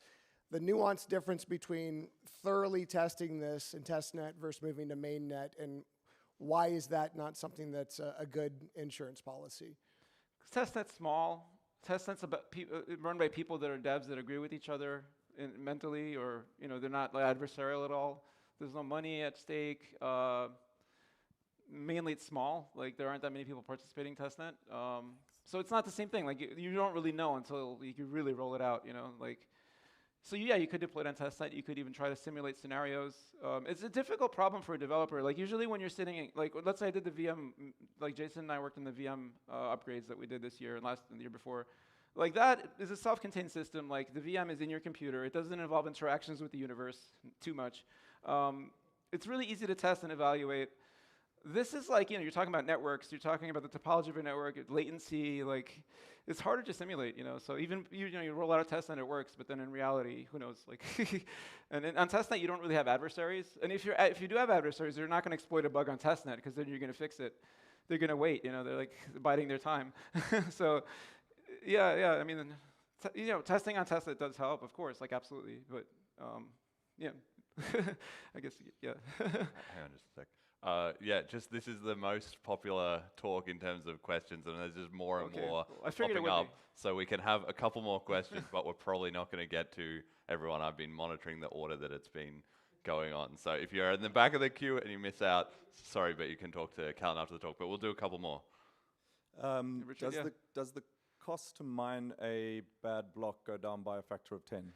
Good point. So the attack we had yesterday would have been much cheaper to attempt, right? Okay, so we make it 10 times cheaper to attack us, and then... To attack us if the style of attack required mining a block. There could be other attacks that cost And then are there any guarantees that if we do this, exchanges will not change the number of required blocks? So let's say we go to 1 minute blocks, and an exchange that requires 6 confirmations. Is there a guarantee that they're going to require 6 1-minute blocks as opposed to 60 1-minute blocks? Naively, you'd expect them to actually require 60, right? Okay, so we don't have that guarantee. You don't have that guarantee. Okay. Yeah. And then for... but you can imagine some scenario where they're like kind of dumb, not paying attention. But that's kind of sneaky of us. Like I would think it's actually due diligence for us to announce, hey, listen, our difficulty is going down by 10. You might want to evaluate this.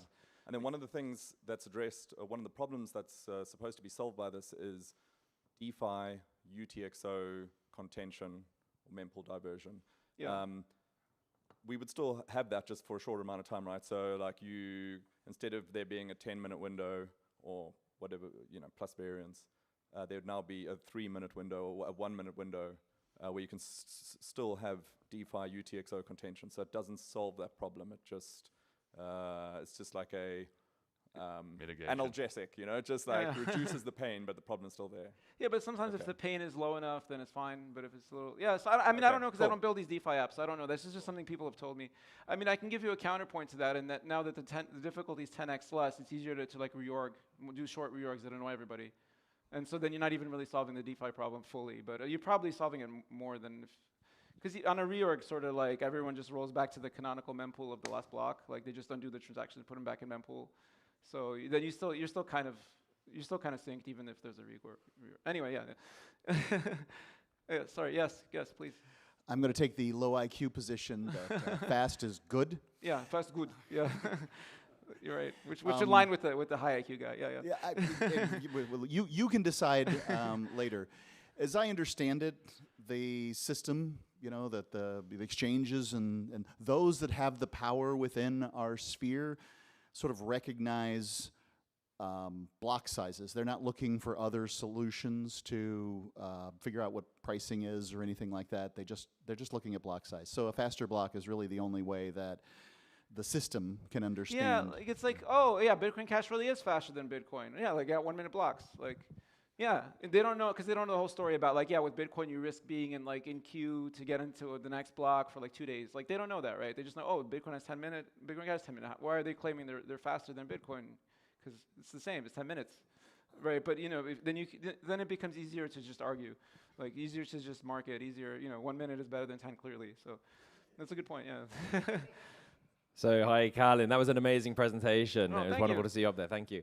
Yeah, and thinking about Benefit of the things you say. So I'm really, I think there's some questions to answer. I'm really interested by 1 minute blocks. Thinking about it from the fact, variance does go down, right? There is a certain psychological element that's nice about that. But when thinking about DeFi, 30 minutes is a very long time, and there's a lot of room for minor restricted value.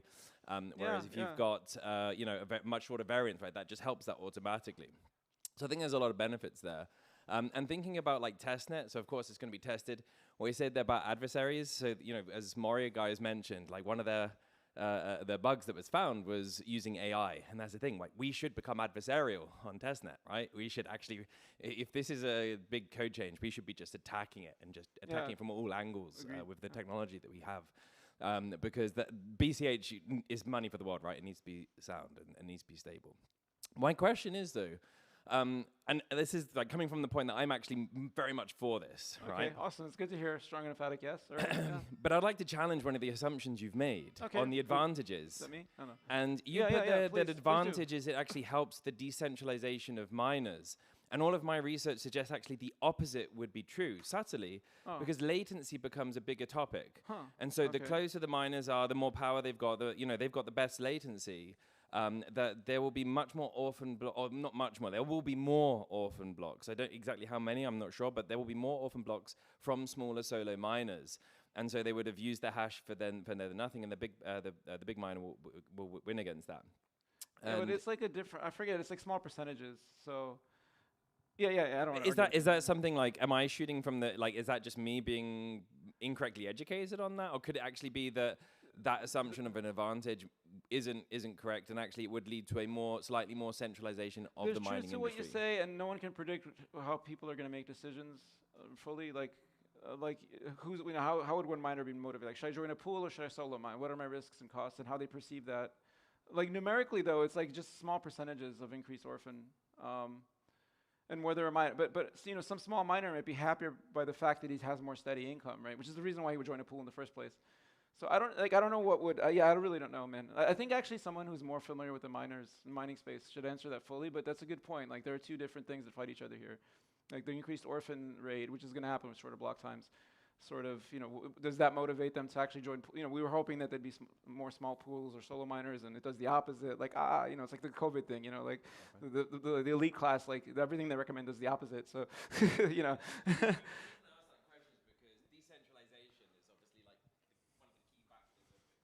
Yeah. I mean, you could argue to normies that have low information that don't know about orphan rates that shorter block times, lower difficulty, more small pool. Like you could do the talking point, but whether that's true, whether yeah, that's a good question. That's a good point, and it could be the opposite actually. Yeah. Okay, thank you very much for your speech. I actually liked it a lot. thank I you. like the fact that 1 minute block seems to be the hot topic, so I'm going to continue on that. And I'm one of the actually few people apparently that are opposed to this change, but not necessarily for. Yeah. Sorry. Yeah, go ahead. I'm sorry. Thank you. No, it's okay. Not necessarily for technical reasons, but for philosophical reasons. And the thing is, I am very skeptical of permanent solutions to temporary problems. I mean, we all understand why this change is so required by many people, and that's because we're still interacting with like traditional and centralized finance. and that's okay. That should be allowed. I'm not saying that we shouldn't have anything to do with that, but the thing is, we're actually trying to make some change to adapt to the world instead of trying to embrace all of the benefits that the Bitcoin Cash technology allows us to do today. So it is my understanding that 10-minute blocks, when they were introduced, they were between many arbitrary decisions made by Satoshi, and that's okay, because he had to make those decisions. There was no one else. It was only him and maybe a few members of the community, but once they were set in stone, I mean, we kind of get going with that. Like, for example, the hashing algorithm. He had no reason to choose SHA-256, maybe because of some technical preference. He had no reason to choose the specific elliptical curve for the cryptography. He actually chose one that was not very widely used, I think. So 10-minute blocks seems to be one of those things that he chose. It was arbitrary, but that was one time. He already left, and now we have this decentralized community, and we have to understand that if we make this change, it's because there are people who want to make another arbitrary change to the protocol, and that should mean something. What are we saying on the line with that? So are we saying that we are going to comply with every request to make a change just for temporary reasons, and are we not going to think about the future? You also mentioned some problems like the risk of opening blocks and competing forks. And actually, they are going to occur much more frequently with reduced variance. So variance isn't necessarily a bad thing. And it is my opinion that we should instead strive to make the best zero-conf confirmation network, the best zero-conf network that we can by building on top of TS-proof, building on top of instant transactions. I think that there are many people in the community who have published amazing papers about zero-knowledge proofs and how to create governance to prove that a transaction will be confirmed, or at least the miners will have an economical incentive to confirm transactions. So I want to make sure that we explore all of those solutions before making to some change that I will think might be a little bit whimsical in nature. And yeah, that's like my main point. I was hoping to make something, write something up for presenting to the community, and I might do it, but it came up early, so this is like my main concerns and my main arguments. I encourage you to be vocal about that, because I feel like people are, you hear a lot from the people that want the shorter ones, and I'd love to hear concrete arguments, good arguments. You know, we're all going to be civil. You know. Yeah, I know, and that's one I think thing you bring that up very good points. Sure. Yeah. Sure. That's one of the things that I like about the Bitcoin Quick Cash one. community, because we're actually very committed to civil discussion. And the thing is, I'm not going to oppose this change. I'm not going to fork my own version of Bitcoin if this happens. I'm just saying it means something. We must be very careful about making changes, permanent changes for psychological reasons. I get the point. I get it will improve the experience for some people. But when I onboard someone, they don't know anything about confirmation. They don't understand how blockchain works. They just see that the wallet has received some BCH, and that's what I want to share. Yeah, those are very good points. All right, Excellent. last question. Thank you very much. There's no Excellent. stones. That's not the Satoshi approach. If it adds value, it should be done. And so why not inflation? Why not? No. Well, because it destroys value. So nobody's for that. I think it's very simple. About the risks. Did those risks, some of those risks, materialized in other chains with shorter block time? That's a good point. I actually don't know the history as well as I should. That would be a question for Bitcoin Cash audits, but I'm going to find out more about this. I'm going to do more research. Let's see what are the nightmare scenarios. Let's say, because I know some changes that go to 1 minute then to 2 minute, but it could have just been for technical reasons. Yeah. All right. Okay. I think we'll wrap it there. Put your hands together for Callan. Yeah. Thank you. Thank you. You got the clicker? The clicker, yeah, I think. Yeah. Okay. Cheers. All right, our next speaker is Satoshi Nakamoto. No, I'm just kidding, but he's equally mysterious. Welcome, Jack. How do I use this? That's it. This one's next slide. And next slide, previous slide. Yeah. Okay. Hi guys. Mic check, mic check. So yeah, there's gonna be a lot of diagrams that I have hand drawn, and it might be extremely exciting, extremely boring, or extremely blasphemous, depending on your angle. But I am going to go into some of the core mechanics of consensus, how it works, how the proof of work works, and just investigate some possibilities about it. So, this is a review of how Bitcoin, the around 2017, how Bitcoin works, and to a very large degree, still how proof of work works today, which is, everyone knows how, anyone who has, given Bitcoin.pdf a read, knows how it works. Longest chain wins, with an asterisk that, it's not really actually longest, it is block weight, blah, blah, blah. But yes, the longest chain wins. And how exactly does this longest chain win? So, if you have a longer chain, your node will ignore the shorter tip that is not on your same tip, even if it comes in. If some guy tries to extend that shorter tip, you will still ignore it. And then, if it's the same length as your tip, you will still ignore it because you have seen your side first. Right until the point where if the guy becomes longer, and then you will then doubt yourself, oh, apparently a lot of people are mining on that tip, and then I should probably switch, and then that's exactly what you do, and then you add to that tip, and then that tip becomes longer. No, yes. Maybe get some more batteries. So there were some modifications that happened since then. And this is kind of what we have today on the BCH. So some people might have remember around the time around late 2018 something happened that made people doubt BCH's security. It was a terrible and very unpleasant event. And in that event, the attacker complained that we made the chain more secure, and which made his attack fail, and he spent a lot of money on that attack. And this was how it was done. For the first stage, there are more stages to this, but I would just skip them because they are basically the same mechanism. So remember from the previous slide that the moment a competing chain becomes longer, we will switch to it. No questions asked.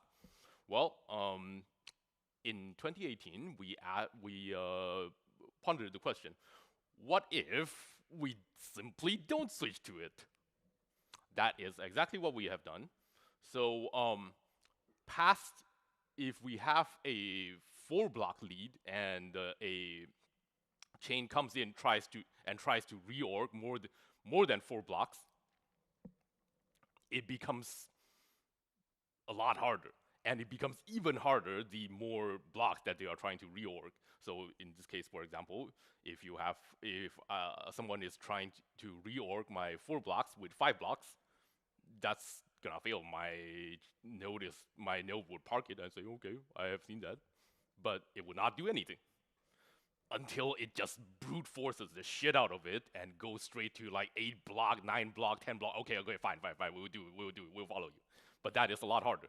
And once you hit a 10 block reorg, you're just not gonna do that anymore, no matter if he throws you hundreds of blocks. So that is kind of the status quo on BCH. It is less pure. It is less pure. It is, in some sense, already a jump from the purely, longest first regime. But it is effective. It is useful. It meant that our exchange confirmations are generally 10 or 12 blocks instead of 100 or 120 blocks. So, when we have competing tips, so if you dive a little deeper, what does proof of work actually do in this case? So the basis of security on proof of work is that if a longer chain is broadcasted around, everyone who sees that, they need to see it first, will jump on it, mine on it, and compound on it. So, for example, if I have a tip and it spreads really fast, but it spreads only to 3/4 of all the mining nodes before a competing node emerges. It could be malicious, it could be not. You know, it could be malicious. That's he just doesn't like my block. He wants to outcompete me, or you know, it could be innocent. He just never heard my blog and somehow came up with a blog. That happens all the time. It's called an orphan. You know, you go through the history. It happens all the time. It doesn't matter. I have reached more mining nodes or more hash power. So you enter a competition. More miners are gonna mine on mine. And there is a higher probability that my tip is gonna get extended. And the moment I extend my tip, the expectation, the consensus, is that everybody would jump on the longer tip, and it becomes severely disadvantageous to mine on the shorter tip because you expect everyone else to do the same. And so the effect compounds, and that's how we get a longer is better regime. You know, as long as there is a general expectation that everyone is gonna jump on the longer chain, then it becomes a self-fulfilling prophecy. All right, that is the review of what has been going on so far. And then I'm going to say some blasphemous stuff. So the first thing is that if you dig a little deeper, you will realize that the proof of work mechanism, the Nakamoto consensus, is very brilliant. But at the same time, Satoshi did the bare minimum on it. He got it to work and did nothing more. So a quick glance on the white paper will lead you to the quick conclusion that okay, and this is something that not just the white paper says, but also people repeat the point, you know, everywhere else on arguing why the Nakamoto consensus is inefficient or whatever it is. That for an attacker to catch up to a chain, it requires that he spend the exact same amount of proof of work as the chain that he's catching up to. So the basic idea behind this is that it is a decentralized network. Who are we to tell who is an attacker and who is honest, right? So it is only fair for him to spend the exact same amount of proof of work to catch up as, you know, to defend. Well, I mean, there is a very simple criteria that we ingrain, and especially using the compounding effect that I mentioned before. You know, the compounding effect relies on that, you know, everyone has seen the longest tip and jump on it. So it is actually implied that, you know, the thing that everyone has seen is the honest one, and you should jump on it. The only reason why that is not explicit, and we still have you know, the longer chain first thing, is because of latency. You know, a lot of times there is high latency, and you actually don't know. But you can know to a reasonable degree, and that is why Bitcoin Cash has this, you know, defensive mechanism that kind of relies on the fact that, you know, past 4 or 5 blocks, it becomes extremely unlikely for this to be a latency thing, and you will need to prove yourself a lot more. So, you know, we can tell much better than this, but instead, for the most part, to some degree on BCH and to a much larger degree on BTC, we still do things assuming that it's nuclear apocalypse all the fucking time. And yeah, And not only that, there are other numerous points where we just outright favor, things that everyone has seen. We have checkpoints encoded in every node, including BTC. And there's the final thing that, okay, yeah, maybe all you have said is true, but why does it matter? If it's 6conf is good enough for like this amount that the white paper said. Well, 6conf for DeFi in this economy, really. Not only that, there are some other implicit things that are hidden in propagation that is kind of not mentioned in white paper, but it is just how it is because it works well enough. But it's super annoying, which is that if I have two competing tips that are of the same length, you could argue that, okay, if I see a shorter tip, I maybe don't need to bother anyone else with it. It's just garbage. People should never be expected to jump on it anyway, so I shouldn't give a damn about it. Well, if I have two competing tips, it is you only actually forward the one that you have seen first.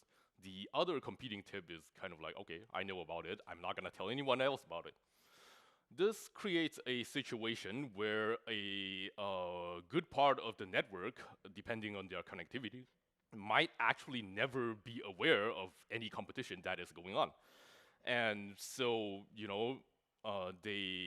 if they are not aware, they will only know the moment this is resolved by the next block coming in, who is actually winning. That might take 10 minutes, 20 minutes, whatever. So when you see your transaction included in a block, 1conf, it actually kind of tells you less than you think it is. And this actually becomes worse if you have shorter block times. These competitions will become more common. And it is kind of a miracle that we are able to tell people that, oh, we have 1conf security at all. And it basically only depends on the fact that these competitions happen very rarely, and even when they happen, it is likely that they are honest competitions, and your transaction is gonna be both. That's basically what it is. But 1conf doesn't mean that you actually have a 1conf lead. So the fact that the network doesn't forward everything means that there is a good chance that you don't know about them. All right. So all the previous things, so the fact that Satoshi did the bare minimum on these things means that we have less information than what we could have. So, there are a bunch of things that we would not know until much later. So, if we have two tips, which tip is actually currently winning? We don't know until the next block. So before 2021, we also don't know if there is a double spend somewhere. And then in 2021, we improve on that. We have DS proof, and DS proof, I will not go into the details, but by relying on a certain amount of first scene fidelity, it works well enough for a number of good use cases, and it is awesome. But in other proof of work chains, we still don't have no way to tell if we have a double spend unless you pull a BitPay and connect to basically all the nodes. Is someone trying to reorg us? I don't know. How much hash rate do they have? We can tell like way later after the fact, but not right now. And if we have a competition, we have seen our tip first. So the default is that we ignore the other guy and mine on our own tip. But because we don't know who is winning and we don't know how much hash rate do people have, we don't know if we are the baddies. We don't know if we are the bad guy. Maybe we are the bad guy. Maybe the majority is some other guy. We are the ones causing trouble. We should switch over. We should just stop this immediately. We have no way to tell any of this. So this is just a diagram. So if you have two competing forking tips, you can't tell between them. And if you are mining on the losing team, maybe you want to join it early. And in fact, some mining pools already do this by inserting, stealth workers into somebody else's mining pool. It's kind of a very janky way to do this. End pool and F2 pool are mining this team. Maybe I should just go over. That sometimes happens, but it is a very janky and not public and totally terrible way to do this. And then it follows that for mempool, if you have one copy of the double spend, you also have very little way to tell, like, okay, what's everyone else mining? Maybe for the sake of the payment, I should not mine the thing that I have at hand because it came like 10 seconds later and is clearly not gonna be a thing, and I should just go over to the other side and make everyone a lot happier. I can't do that. So in the following slides, I would propose that instead of just a leak of sunshine, we give all the actors a lot more sunlight to force out any potential attackers and make everything go a lot smoother. So for a recap, there are a lot of mechanisms in place that already favor doing things in public. We are, this is not a novel concept. It is already not the case, that if someone digs up a chain that goes back, 3 months, they can just plop it on the blockchain and tell everyone on BCH to go to his chain. That is already not a thing. And it doesn't just apply for 3 months, it applies like even just beyond 10 blocks. And so we have to ask, okay, so the basis of all of this is the first-in rule and the compounding effect. So it already favors publishing your information early, except that you are not allowed to publish certain things. What if we make people publish those? And then you would then naturally come to the point where, okay, there is a very simple and straightforward way to publish all the things, which is to make the blocks a lot faster. It has its place. We can debate that, okay, you can make the blocks go 5 minutes, 2 minutes, 1 minute, and it will be fine, and things would go, at least the users would be a lot more comfortable. Their life would be a lot better. But you can't go on forever. You can't have 10-second blocks. That's not a thing. And the reason that is not a thing is because blocks, by their nature, exist as ordered chains. One block comes after one predecessor, and that's it. It would have one legit descendant, and the other guys are, bad uncles. So if you go too far, you significantly increase the chance of really bad competitions. And if you have really bad competitions everywhere, if you have two block long competition, they will eventually resolve by the nature of proof of work. But it will be terrible, and the competition that I mentioned just now about OneConf will become a lot. Not only would that become a lot more common, you have 2 blocks competition, you have 3 blocks competition, you have 3 block versus 2 block competition where the 2 blocks somehow manages to catch up just by chance. Everything becomes kind of meaningless, and it's terrible. So you can't go 15-second blocks, 10-second blocks. That is terrible. I mean, I guess if anyone here is into Grosso coin, they would object to this. I will welcome any novel mechanisms, but that is my general understanding.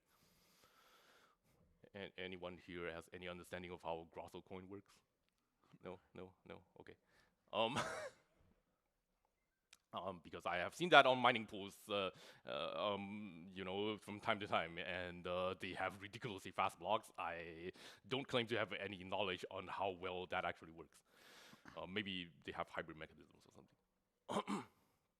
So the first very easy and straightforward thing that we can even do today by simply having the nodes change their behavior at the next upgrade, and it will be transparent and make everything immediately better, is that we should just relay all the blocks.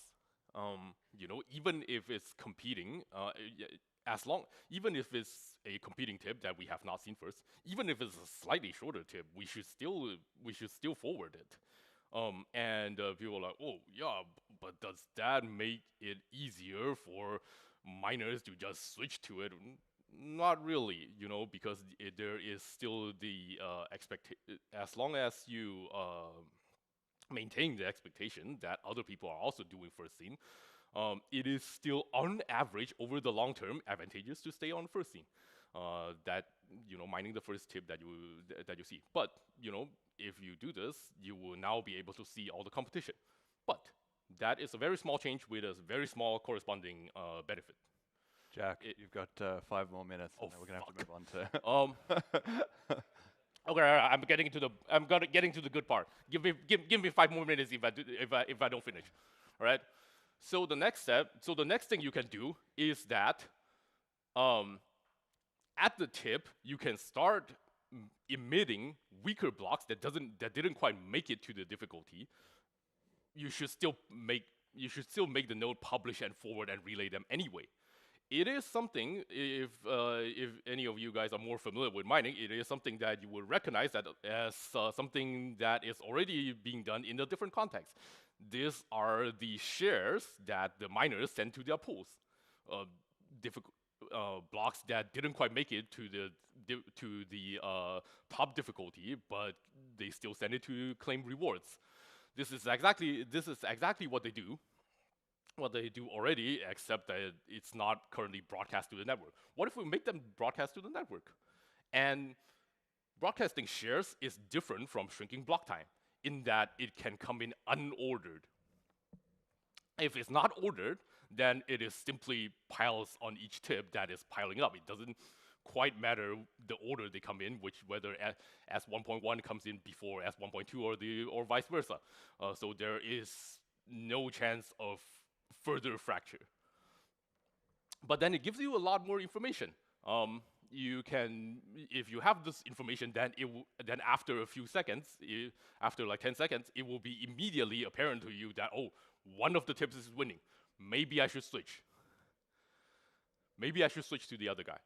And then after, say, 15 seconds, since there is an expectation that everyone has seen that one side is clearly winning, you can then ban the other tip. You can enforce that if anyone else is building on the other tip, they are clearly doing something terrible. You can enforce against that. And what does this do in practice? It fixes the aforementioned problem where you say you have one conf, but a lot of times you don't actually know if you have security that is as good as you think it is. All right, so a question that I've pondered. So that part is the easy part. The hard part is that, okay, what if someone just hogs a lot of this signal piles, this share piles, and then just dump it to you all at once? Doesn't that make people switch back and forth and make everything terrible? No, because we can apply the principle that is already in place in BCH, which is that if you accumulate a certain amount of lead in public, then you can make those proof of work that you have already seen in public leading carry more weight.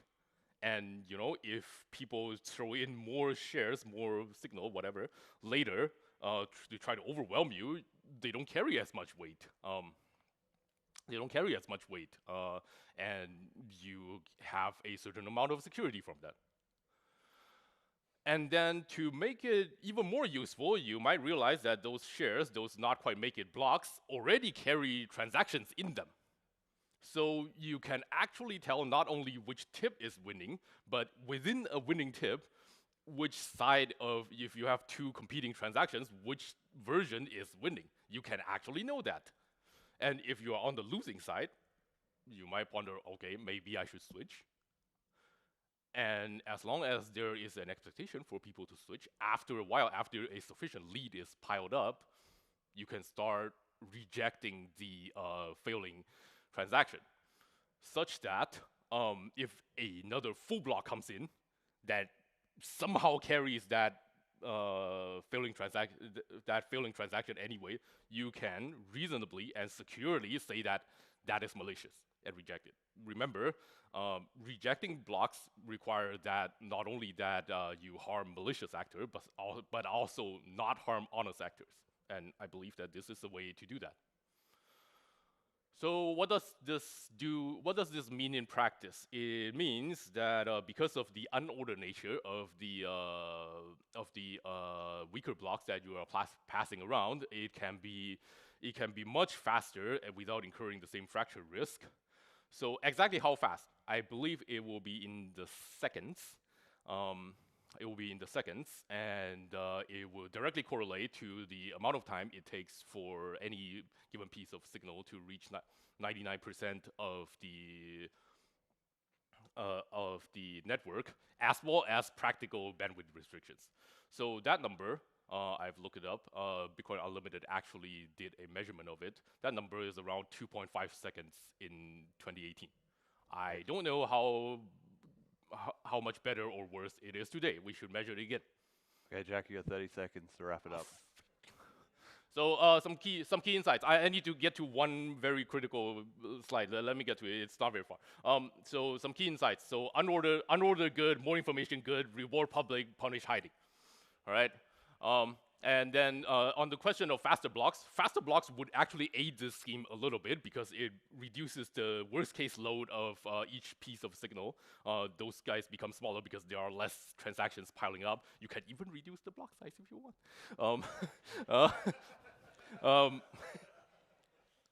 But anyways, it will aid it, but there are practical considerations. Like if you do it over two separate upgrades, would it be a lot of just user space kerfuffle that makes everyone really upset? And if you combine it, would it be too big of a kerfuffle?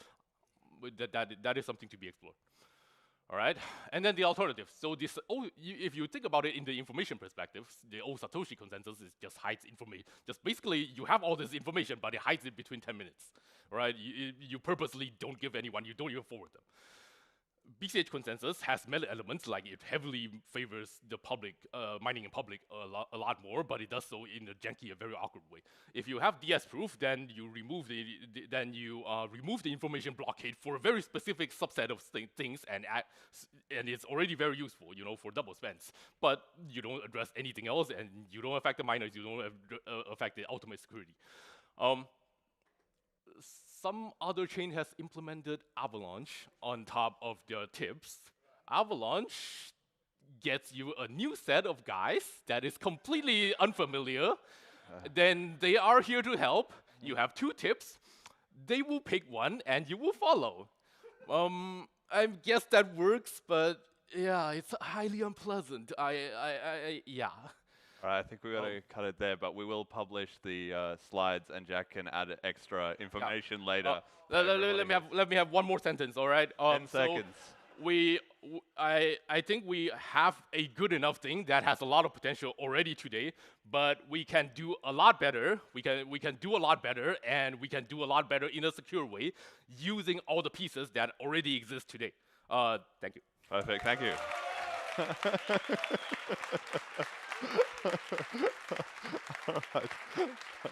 All right. Well done. Thank you. And that's it. Thank you. Thank you. Questions? That's it. No questions. Oh, okay. All right, and we don't have time for questions, but you have all lunch to go in extreme detail about that proposal. I'm sure some of you are going to be keen for that. Okay, I'll see you back here at 1:30 for the next session.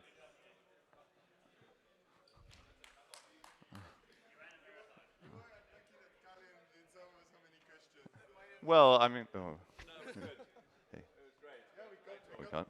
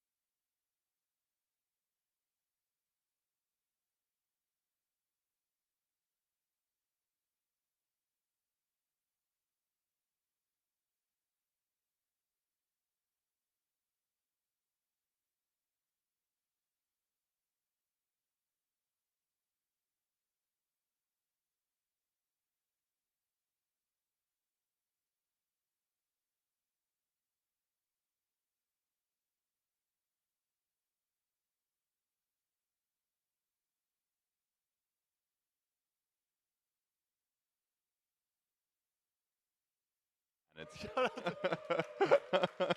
Constitution Day. And it's fans in the front row, very passionate. Okay, all right. Live stream's up. Okay, all right. Welcome back to the final moments of the Bliss 2026 Layla live stream experience. We have the tech panel with Callisti, Roscoe, and Callan.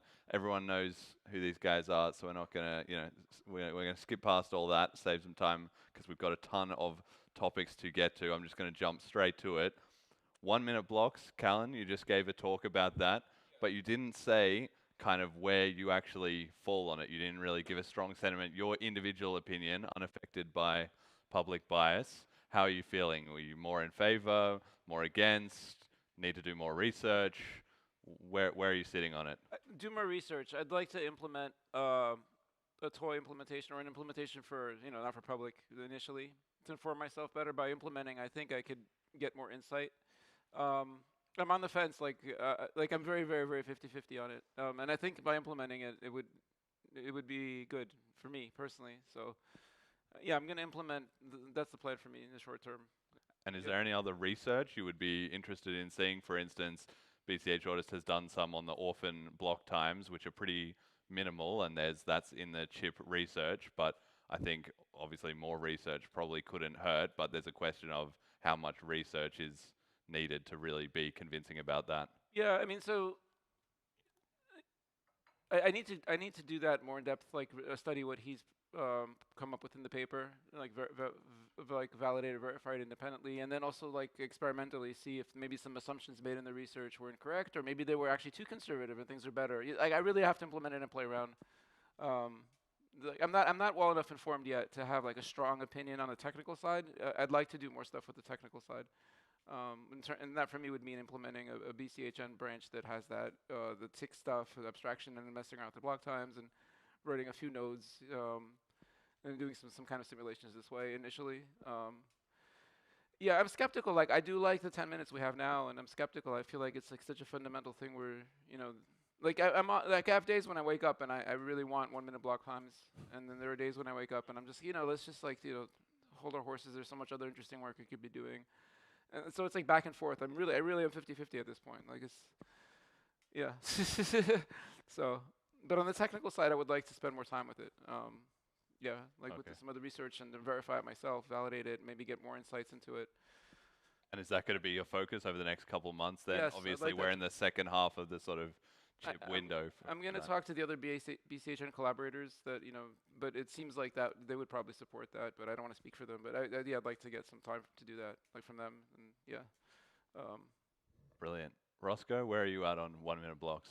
I mean, I think I'm also kind of undecided, I guess.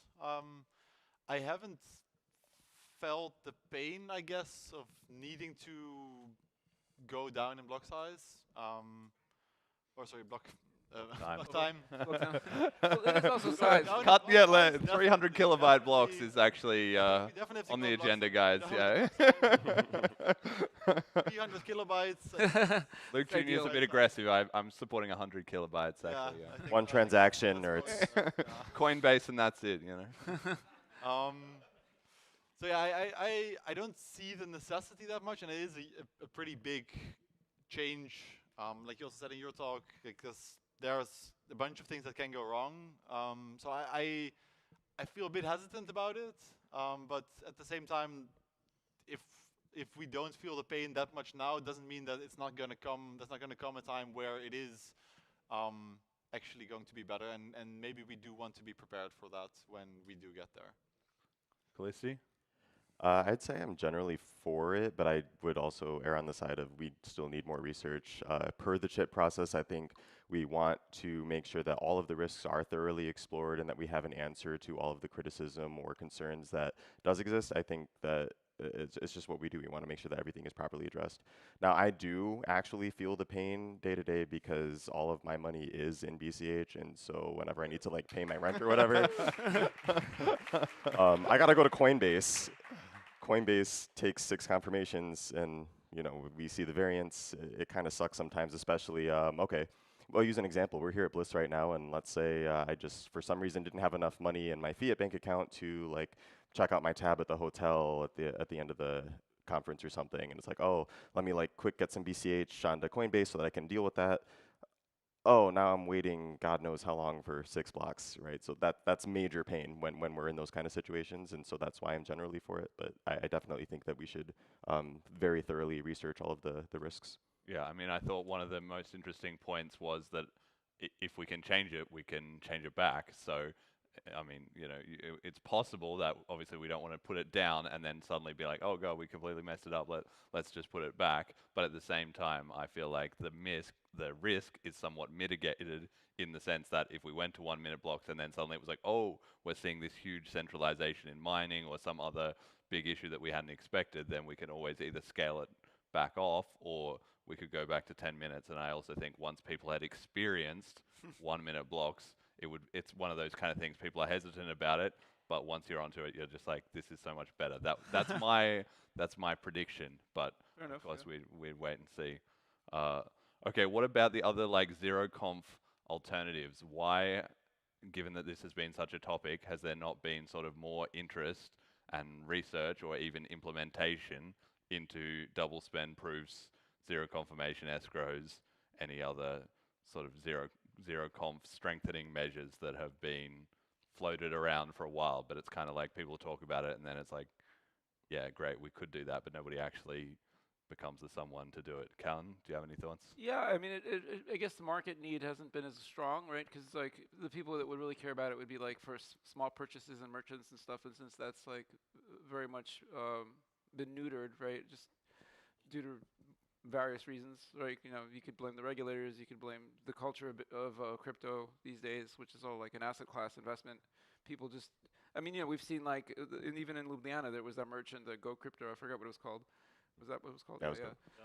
And like they said it for some reason. I think it was even due to regulatory stuff that they just uninstalled crypto from themselves. You know, so it's not. So the zero conf thing is like if it was market demand, like the market would figure it out, or they'd put pressure on developers.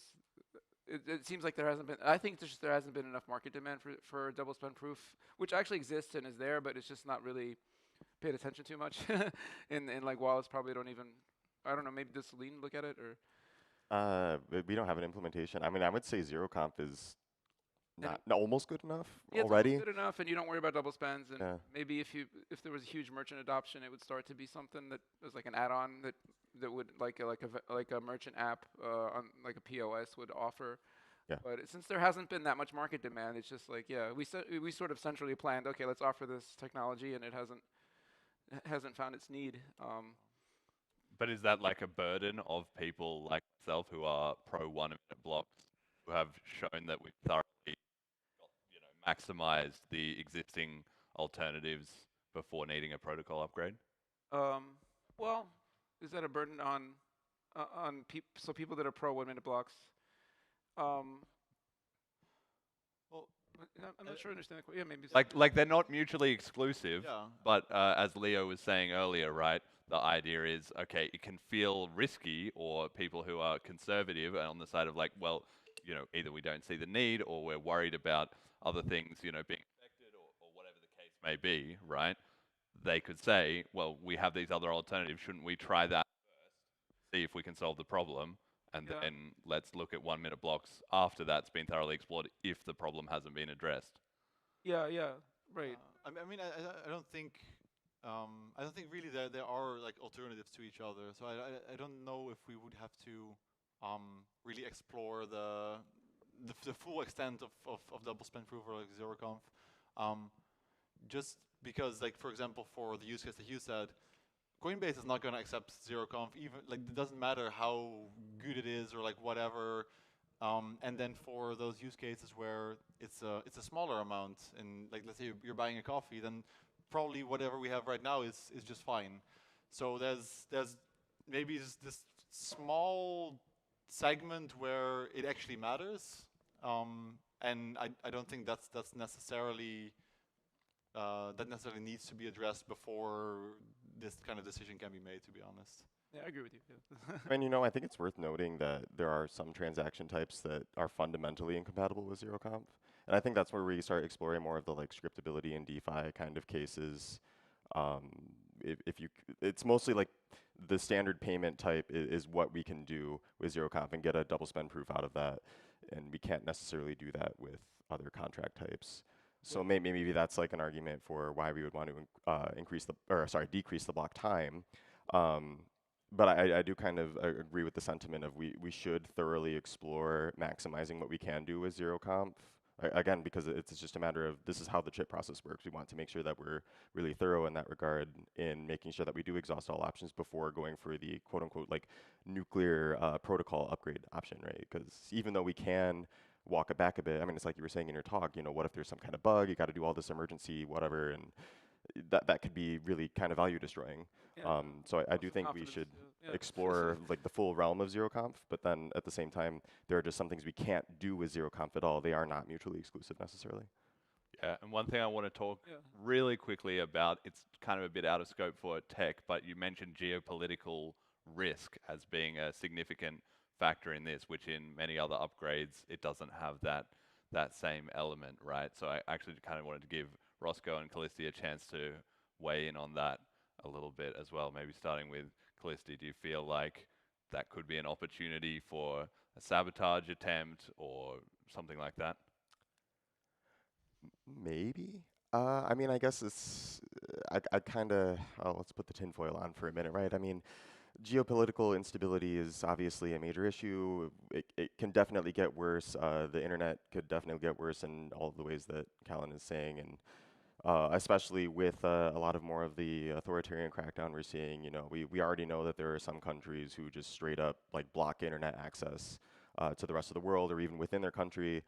So that can be problematic. And then on the other hand, you have other technology like say Starlink or whatever, and you can go put a shipping crate in the middle of a desert somewhere and capture gas flares and put it up on Starlink and be fine, right? Yeah, so it's like we won't really know until we can kind of collect that real world data. And I do think that we can collect some of that data without the upgrade just by kind of measuring the network as it is now in whatever ways that we can, just to get a baseline of where we are now.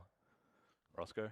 Yeah, I think that probably the geopolitical situation. I kind of have the same idea as what I said before. Like, there's a very small segment where lowering the block time would be the sort of deal breaker, like the bottleneck for, like it. Now it's a problem. Now sort of the enshittification of the internet and like the world is a problem where it wouldn't be with 10-minute blocks.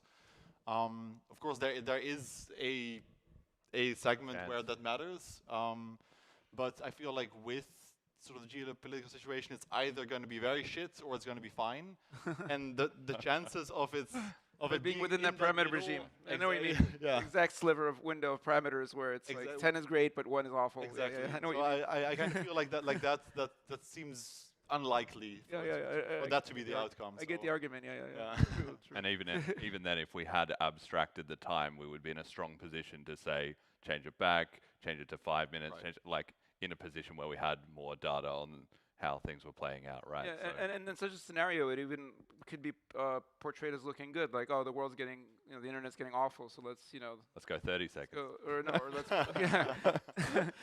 maybe if you're BSV, this is ridiculous, ridiculous mode. No, like, where like, oh, look, the BCH is great, like it's adapting to change, and like the world sucks now, like the internet's awful, but we're back to 10 minutes, which I don't know, like you could even spin it as like a good thing that we went to 1 and then the world turned out to be horrible, and then we're back to 10 and we're fine. I don't know. So you can make an argument, like maybe we should even plan for that contingency. Anyways, it's not happening now, so I don't know. And if it did, we would deal with it. No.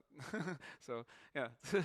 Right. So just before lunch, we had the talk by Jack, which was still kind of quite a fresh idea. So I'm sure you guys haven't had it, long to sit there and ponder it all in great detail. But this concept of publishing templates of upcoming mined blocks, it's sort of a weak blocks style idea that then gives somehow maybe some protocol weight or something to publicly known and announced information over surprise things. Like it's not inconceivable, but it's close to inconceivable that an honest actor is ever going to be mining up 10 blocks and then suddenly popping it out of nowhere, right? That's going to be an attack in 99.9% of cases, and that's sort of what the proposal relies on. But I'm just wondering if you had some initial reactions to that kind of idea. I do, yeah. So the thesis of what's going on is great. Like it's like we can leverage additional information to know about what's going on on chain or like with miners, and information that exists in the world. Let's just like aggregate it. Let's have it be available to the nodes so that they make better decisions. Like which tip do I need to switch to a tip? Is there another tip? Do I need to switch to it? Should like what rather than first seen, or are there other possible TXs that might be mined? And if so, that's like even stronger than a double spend proof in some ways. So the thing about it is it's like it's a cool idea and it's new and it's like it needs time to be digested. But it the sort of the overarching direction it wants to go in. It's like let's get as much information going as possible and make intelligent decisions. It's reasonable. It's good. And I think he did a lot of. I mean, I remember Jack told me about this like 2 or 3 years ago. Like he had a sort of a different design in mind. He's been letting it sort of sit with himself and ponder it, and I feel like it's getting more and more mature. Yeah, so those are my initial reactions to it. He showed it to me like 2 days ago initially. I would say that it'd be one thing to consider is if it changes miner incentives. Like it may incentivize miners to always go to big pools because they can just pump out the share proof things. They're just talking about like you sort of broadcast proof that you've been mining this tip, and that informs other nodes to even like not whether or not they accept your block. So like maybe a small miner would be like maybe just go with a big pool with a fat pipe. It's like it might create weird incentives that we're not thinking about if you add additional stuff into the system. So that's worth pondering. Those are my initial reactions. And plus, it would be very chatty. Like, it would eat up a lot of data. Because shares are like, there's like, for every one block you see, like, there's probably like millions, 500 billion shares that were sent, using Stratum protocol between the mining workers and the mining pool. And so, of course, you want to reduce that down to some fewer number. But, it's going to be very chatty, right? Like, especially if you do like a compact block share, where like, you have the list of TXs. I don't know. Yeah, I mean, those are all implications of it. That's not me shooting it down or anything. It's just things that came to mind as he was presenting the info. Like I haven't had time to really sit with it, but it seems cool. Yeah. Roscoe, what about you? I definitely haven't given it too much thought either. Just first time I'm seeing this, but I think it sounds like you said. It sounds reasonable. At the same time, it's also kind of this similar as with the 1 minute block times. It's like I'm not feeling the pain of the problem current system. It's like, do we need to change things if there's not like a very strong reason for it? I don't know. I think that's like as with the block times, I feel like a little bit more hesitant to change these kind of things if there's not like a clear reason for it. But just generally, it does seem to make sense. It seems reasonable. Yeah. Callisti? Yeah, I mean, I think the first thing that I think about is what Callan said about the chattiness. There's extra data going across the network. What are the implications of that? Unfortunately, also, this is a very new topic to me as well. I've never even thought about it at all, and I also had to step out a few times while Jack was making that presentation. So I have not fully grokked this at all, and I'm not even going to pretend that it's in my depth right now. Oh, cool. That's fair enough. Okay, all right. Obviously, we're here celebrating the Layla upgrade. I feel like loops and functions have been kind of discussed to death, so I don't really want to go over that. But one I did want to hit on, because I was asking around, and a few people mentioned the pay-to-script change, standardizing pay-to-script, and that is maybe actually subtly a bigger deal than a lot of people realize, or maybe it isn't. But my impression is that maybe it is. So I'm wondering if you could just explain what is the relevance of that change, and maybe even just a quick little tutorial on pay-to-script and why this is important. Maybe Roscoe would be. Sure. Yeah. So I guess just a quick recap of what pay-to-script is. Normal sort of smart contracts on Bitcoin Cash are use pay-to-script hash, where you put basically the hash of your entire script on chain, and then once you are spending from the contract, you say, hey, this is the entire bytecode does it match the hash? Then we go execute it and figure it out. But with beta script, you store the actual script on chain. I think the biggest benefit of that is that you don't need any sort of external data to the blockchain, because the entire script is there on chain, can be seen. Whereas with beta script hash, you need to store the script somewhere else. Redeem script, yeah. Yeah, that's right. The redeem script, so the actual sort of bytecode that gets executed in order to evaluate the rules of the contract. So, but I think in many cases, the fact that you have to store this redeem script somewhere is not a huge problem. Especially like if you look at the contracts that we have today, like Cauldron and Moria and Parion and AnyHedge, these redeem scripts are all sort of the same format. So once one contract is spent, actually that script is on chain, just not super easily accessible, but you can kind of always get it back. And but you do still need to know the parameters of the specific scripts. So I think beta script will definitely see use.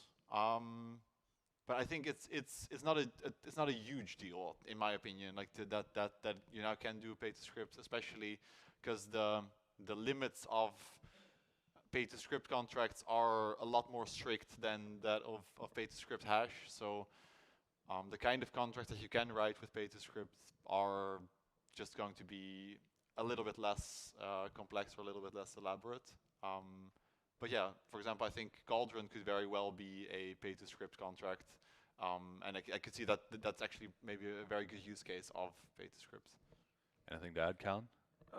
Not really. I mean, from my understanding, and I think he's probably more of an expert than me, or because I haven't really worked with smart contracts in detail, like to implement them. But it seems like if it's like code that writes code type of scenario, where you're like dynamically generating the locking script, then you avoid an extra step of having to, like he said, store it and also hash it and in the contract that generates the locking script. So yeah, I mean, it seems like it simplifies for like some use cases of smart contracts. It like simplifies just from a development point of view or whatever. Like it simplifies just. It's like a nicety. It's like a nicety that didn't need to not be nice, so it's nice now. Yeah.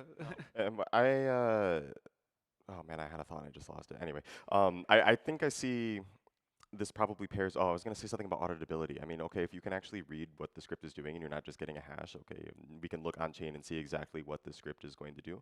And what I kind of imagine is that Jason Dreisner has a vision with his TXV5 proposal, specifically with read-only inputs. What I see there is maybe we can have like an on-chain standard library kind of thing that is fully auditable. We can see these different commonly used functions and scripts, put them in a read-only UTXO, or sorry, read-only input, and then, yeah, that's auditable. Reuse that in another script somewhere else. So I think that's probably the direction and the intent there, as far as my understanding and what I can see. That's what makes the most sense to me. Yeah. Okay, a big topic that has been at the conference and also just in the industry at the moment is privacy, and clearly BCH needs to be leveling up on that front. For many years, the sort of standard line has been, we're fixing the VM, we're going to be able to do it in script, yada yada. Now we've got the 3 or 4 upgrades under our belt, and that field is now being opened. I wonder if you could each speak a little bit to where you think the promising direction is for privacy tooling. Perhaps there's specific other coins or protocols or implementations you think would be more suitable for BCH than others, or is it just going to emerge as a matter of time? Are we expecting any particular people to be focusing on the problem? Like I only know of Bastian Carmichael. I don't know of anybody else who is regularly publishing sort of leading edge research. So how do we get more eyes on this topic? I know that's a lot of different things, but just the general concept of privacy upgrades now that the script system is fixed. Callan? I was sort of hoping that like someone would figure out how to do some kind of fancy like on-chain cache fusion coin join type thing using cryptographic awesomeness. I don't know, zero knowledge proofs. I don't know. Like I was hoping that someone would figure it out, someone that's into that stuff. So I don't know. At least we're giving them we're unlocking some more of the tools to make that more likely to happen. But since I'm not an expert in this domain, like how to do this stuff, Could you become one? Yeah, sure, maybe. Given enough.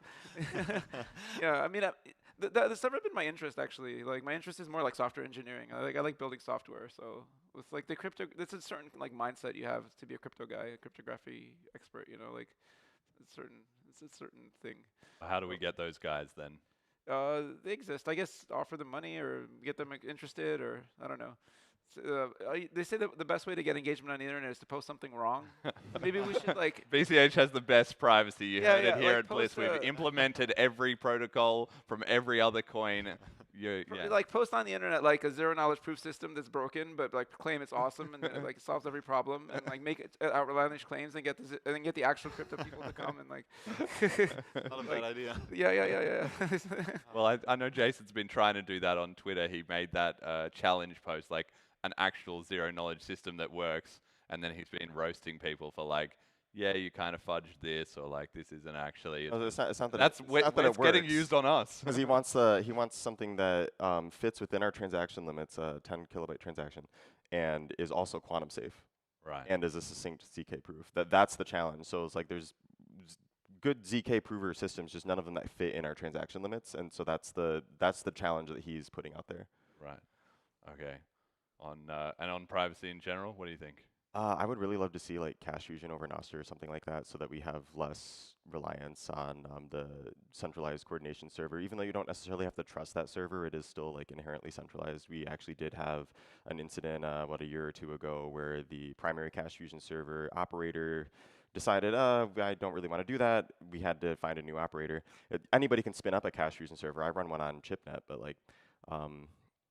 Yeah, it's just one of those things. Now the other thing is, I would love to see, like Jason says, like an actual ZK proof on chain, so that we can start messing with that kind of technology. And I'm not a cryptographer either. I'm much like Callan, where I'm just focused on like software engineering. We need to like be targeting math PhDs in universities or something. Roscoe, privacy. Yeah, I'll third that. Also definitely also not my domain. But. And what Callisti said, like I think like it's definitely possible to have some cool ZK stuff in governance. I think someone mentioned this yesterday as well. But yeah, the challenge is getting that to fit within our transactions. And then the question is, do we need to do anything to make it fit in those transactions? Like, do we need to make any upgrades or any changes like that? Because I mean, we in the past we have added things like native introspection, which kind of already like introspection was already possible on BCH through the check data sig sort of hack. But then we decided, it will be a lot better for a script if these kind of things are primitives in script rather than something that we have to work around. So I perhaps like again, cryptography is also not my my field. So I wouldn't know what needs to be added, but there might be certain things that could be added to the VM to make that more accessible to sort of. Roscoe, maybe you can speak to the idea of adding the elliptic curve operations. I think the community kind of decided against that because of quantum safety, but what do you think about that? Yeah, I think that could be interesting. I think like Why? I mean, I would have to think about it more. I actually haven't like followed that. I put you on the spot a little bit. Oh no, but it's a very good question. I actually haven't thought about it, and I haven't really followed that conversation either. So the reason to not do it is, you said, like quantum safety, so that like that means these opcodes will become like irrelevant. Obsolete, yeah, exactly, obsolete. And then the concern is that we have obsolete opcodes in our VM, basically, right? Forever. I feel like that's reasonable enough, but the same kind of goes for the hashing opcodes that we already have. Like those might become obsolete as well at some point, and they're already in there. So I feel like I wouldn't be opposed to adding these kind of things to the VM, knowing that they might become obsolete at some point. But yeah, then again, people might write smart contracts with it that are gonna get fucked, but. I feel like a lot of the things that we have right now are already gonna get fucked if we, I If we do nothing, If yeah. we do nothing, yeah, exactly. So yeah, I'm not sure, but it doesn't seem like a terrible idea. So since you touched on it already, let's just briefly hit on quantum. I mean, it seems a lot of the time the standard thing is just solutions are in the works. It's kind of a bit of a vague problem. We'll see how much people jump in once those things become available. I don't know if Jerry has managed to get a quantum safe transaction in opt-in yet. Okay, all right, all right. Well, maybe by by tomorrow or certainly in the next week, we might have proof of a real sort of quantum safe implementation on mainnet. Cool. Kind of setting that aside, I don't know if any of you guys want to jump in on how worried you are about quantum, if you've dug into some of the research, if you think it's more FUD than, problem, or where are you at on that, Callan? Personally, so I share the view, and this is like kind of maybe not, it's not going to be good press, but I remember graduating from college like 1999, right? And like my professor, like I had like a cryptography, one of the classes I took. He's like, a lot of the stuff we're teaching you now is probably going to be relevant in like 5 years because quantum supremacy, like, and that was in 1999. That was like 27 years ago. So I don't know. Like, have you ever seen anything in terms of like engineering that's taken so long? Like, if it's possible, like it might not even be possible to build a quantum computer. Like, I don't know. Like, and that's like sacrilegious, right? Because like everyone believes it is, right? Well, So the counter argument is just like everything's an exponential, right? So like the same with AI. There's been decades and decades of research into that, and then in the last 5 years, it's gone ballistic. Like That's a you good just counter. get one breakthrough and you're rolling. yeah, well, good point. Yeah. So there's always going to be some risk. The question is, for the BCH community, we have a very limited pool of dev resources and talent, and as much as we can expand on that, it's always going to be limited. How much thinking needs to be put into people digging through these quantum papers, trying to keep up with the latest in the industry, and so forth? Just it's worth doing your due diligence, absolutely. Yeah. Well, you asked my personal opinion. Like, I suspect in 10 years we're going to be waiting for quantum supremacy. But that's my own personal suspicion. I could be wrong. So you could laugh at me later. Yeah, but yeah. Roscoe? I think I agree there. I think I do believe it's going to be a problem eventually, but I'm not super worried about it right now. And I think, like I said, within the BCH community, there's a pretty limited amount of developer resources. So I think it would be better spent on other things and let sort of the bigger developer ecosystem also outside of BCH. Has the same problem, right? Yeah, exactly. Like the entire world has this problem. Like, not even the entire crypto space, the entire world is going to have this problem. So I feel like, resources within the BCH space would be better spent solving problems that are unique to the BCH space or the sort of surrounding space, rather than trying to solve issues that affect the entire world. Well, we're solving issues that affect the entire world, but like in terms of like quantum safety, I think I think it's we shouldn't spend that much energy on it, but that might be. But as long as we can not make obvious mistakes, be aware. Right. Yeah. And also if we come up with a clever contract system like a quantum root, right? Why not show it off and yeah, fair enough. It could be a nice marketing thing. Where, if we do come up with something, then it's. That's been said many times that maybe quantum is just a BCH marketing strategy, because a problem is a problem if somebody believes it's a problem, right? That itself is already an emotional driver, and it certainly seems like there's a lot of money that is very stressed about quantum. Perhaps they've been gaslit into that, or perhaps they know something we don't. Whatever, it doesn't really matter. The fact that they're riled up means they're going to be paying attention to people offering solutions. So we're in a good position from that point of view. It seems like we are. Ahead of BTC for sure, it seems like. So, yeah. I mean, I'm sure Claude Mythos is already working on a quantum computer as we speak.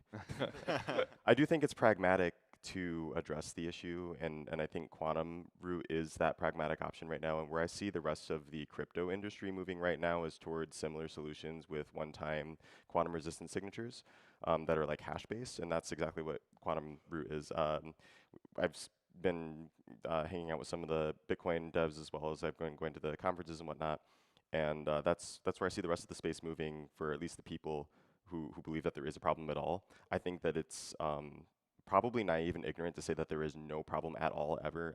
Like I said, I think it's just pragmatic to address the fact that it could happen, and I don't think we need to like hard fork any protocol changes or anything like that, because again, we have a robust scripting system that can just handle it, and I think that that's a good enough solution for now. And if the threat becomes more palpable, then we'll just address it then. Right. So for the time being, maybe keep half an eye on the research. Don't panic. Nobody needs to be putting tons of time and effort in. Also, the quantum Bitcoin narrative, like people do like that. You know, we are actually quantum Bitcoin now. We did it. So. Hey. Yeah. Well, yeah. I mean, there's another argument really that maybe it's the current thing. You know, in a year or two, people will get bored. They'll move on to the next thing that they're panicked about. And The year or 27. Yeah, like whatever it is, fake alien invasion, you know. Yeah. We're like alien proof, you know. Green, they can't see green. Yeah. Okay, so something that plays into both of the quantum and the privacy tooling is this idea with the templates that's been sort of speculated about and discussed in BCH for quite a while. We've been sort of waiting a little bit on the GP release of the stuff that they've had coming out, which they're now starting to put out there. So there'll be more as that really starts to roll out into public, but just based on some of the conversations you might have had at the conference or the talks from the last couple of days. Callisti, I'm starting with you on this one. How are you feeling about templates? I've been excited about templates ever since I first heard about the concept, and libauth already has wallet template support. XO is going to be building on top of that to make it more usable within the ecosystem. And it just makes sense to me. I mean, there are many complex transaction types that we could be doing on BCH that is more than just Alice pays Bob money or whatever. But you need ways to coordinate that. You need ways to get the correct parameters for those transactions, who the parties are, how do you collect those signatures, how do you know like the amounts, or like if you have to apply these tokens, or you have to keep track of state over a long period of time. Those are all of the kinds of challenges that something like XOStack is addressing. And so I think it's a good idea. I think it's the future of what we are going to be doing here on BCH in order to it's a complement to things like CashScript, et cetera, and it's just going to be part of our standard tooling, I think. Roscoe? Yeah, I think I agree. I think the difficulty, I think, might still be that there are certain applications where you kind of want to have more than just the templates, and then you still end up needing something around that. But I believe that those can also very well be addressed by sort of the templating system, and yeah, I think overall it's a positive to sort of put more control in sort of the user's hands. Also with Jonathan's presentation from I think yesterday, just moving sort of that risk of using a dApp from every time that you use it, you sort of like retrusting, moving that to the one-time trust. Like there's still the trust, but having the one-time trust is a lot better than retrusting every time, because there was also in the EVM space I think maybe early this month or last month, there was a big front-end compromise where the DNS register was sort of like socially engineered, and this huge DEX front-end got compromised, and we're injecting like malicious transactions into the website, and and that's just kind of as a developer or as a service, there's really kind of nothing you can do about that. Like everyone has a website, you have a DNS. Like if that DNS registrar gets socially engineered to give up control of your website, like there's really nothing you can do about that. You're just screwed, exactly. So it's but then your users do lose a lot of money. And so I think that is where these templates really shine, because then that would just be a non-event, except for people using it for the first time in that time period. But that's a much more limited scope than just all users using it within a certain time period. So I think very very positive development. Yeah, I think it's something to be really proud of. Like, it's an example of BCH doing things right. Well, I guess we've had time to sit on our, we didn't really have a contract system for a long time, and then Ethereum was like first to the market with something really awesome. So and we've learned a lot by watching them. So, and it's an example of us doing it right, like having people that are really passionate, working hard, and smart people. It's something to be proud of, and I hope it sets a new standard in the industry. Maybe people will notice the way we've done our templates and our trust model, like, you know, try to reduce the trust decisions to as few as possible. And yeah, it's something I'm really cool. Like, I'm really impressed by what EXO is doing. Like, I'm excited about it. So. Yeah, I wanted to touch on that point you said about the industry kind of noticing, because as much as we can say, well, the dev's job is to dev, at the same time, I think that the BCH ecosystem as a whole is getting more interested in this idea of promotion, and that can come from everyone, including the devs. I mean, who else is going to be the ones to come up with new lingo for this stuff, to go post on technical forums, to spread the word, to debate people who come in to say, well, this is a bad system because the trade-offs, this, that, and the other, right? So it's kind of inherent on the technical part of the BCH community, which is a very strong part of it, to kind of quote-unquote market our technical innovations. So do you have any thoughts on how we can best go about that? Like, I'm not very good at marketing, but I do agree with the notions that you're presenting. So, I mean, in cryptocurrency, like, a lot of it is your technical credibility, right? Like, if people feel like you've got good devs that are making the right decisions, like, you know, the other groups know, they could tell. They're like, all right, these people are formidable, you know. Like, even probably people that don't like BCH, like, on some of the decisions we've made, probably can, oh yeah, they're like, these opcodes are cool, or the way they're doing introspection. Like, you know, we as devs, we want to just maintain that, you know, that sort of credibility, you know, just sort of excellence, that sort of commitment to excellence, and being the best we can be as devs. So, and I feel that speaks for itself. Like, people notice, you know, because I'm not, you know, we're not marketers, so like, the best we can do is be the best devs we can be. So people notice, I think, yeah.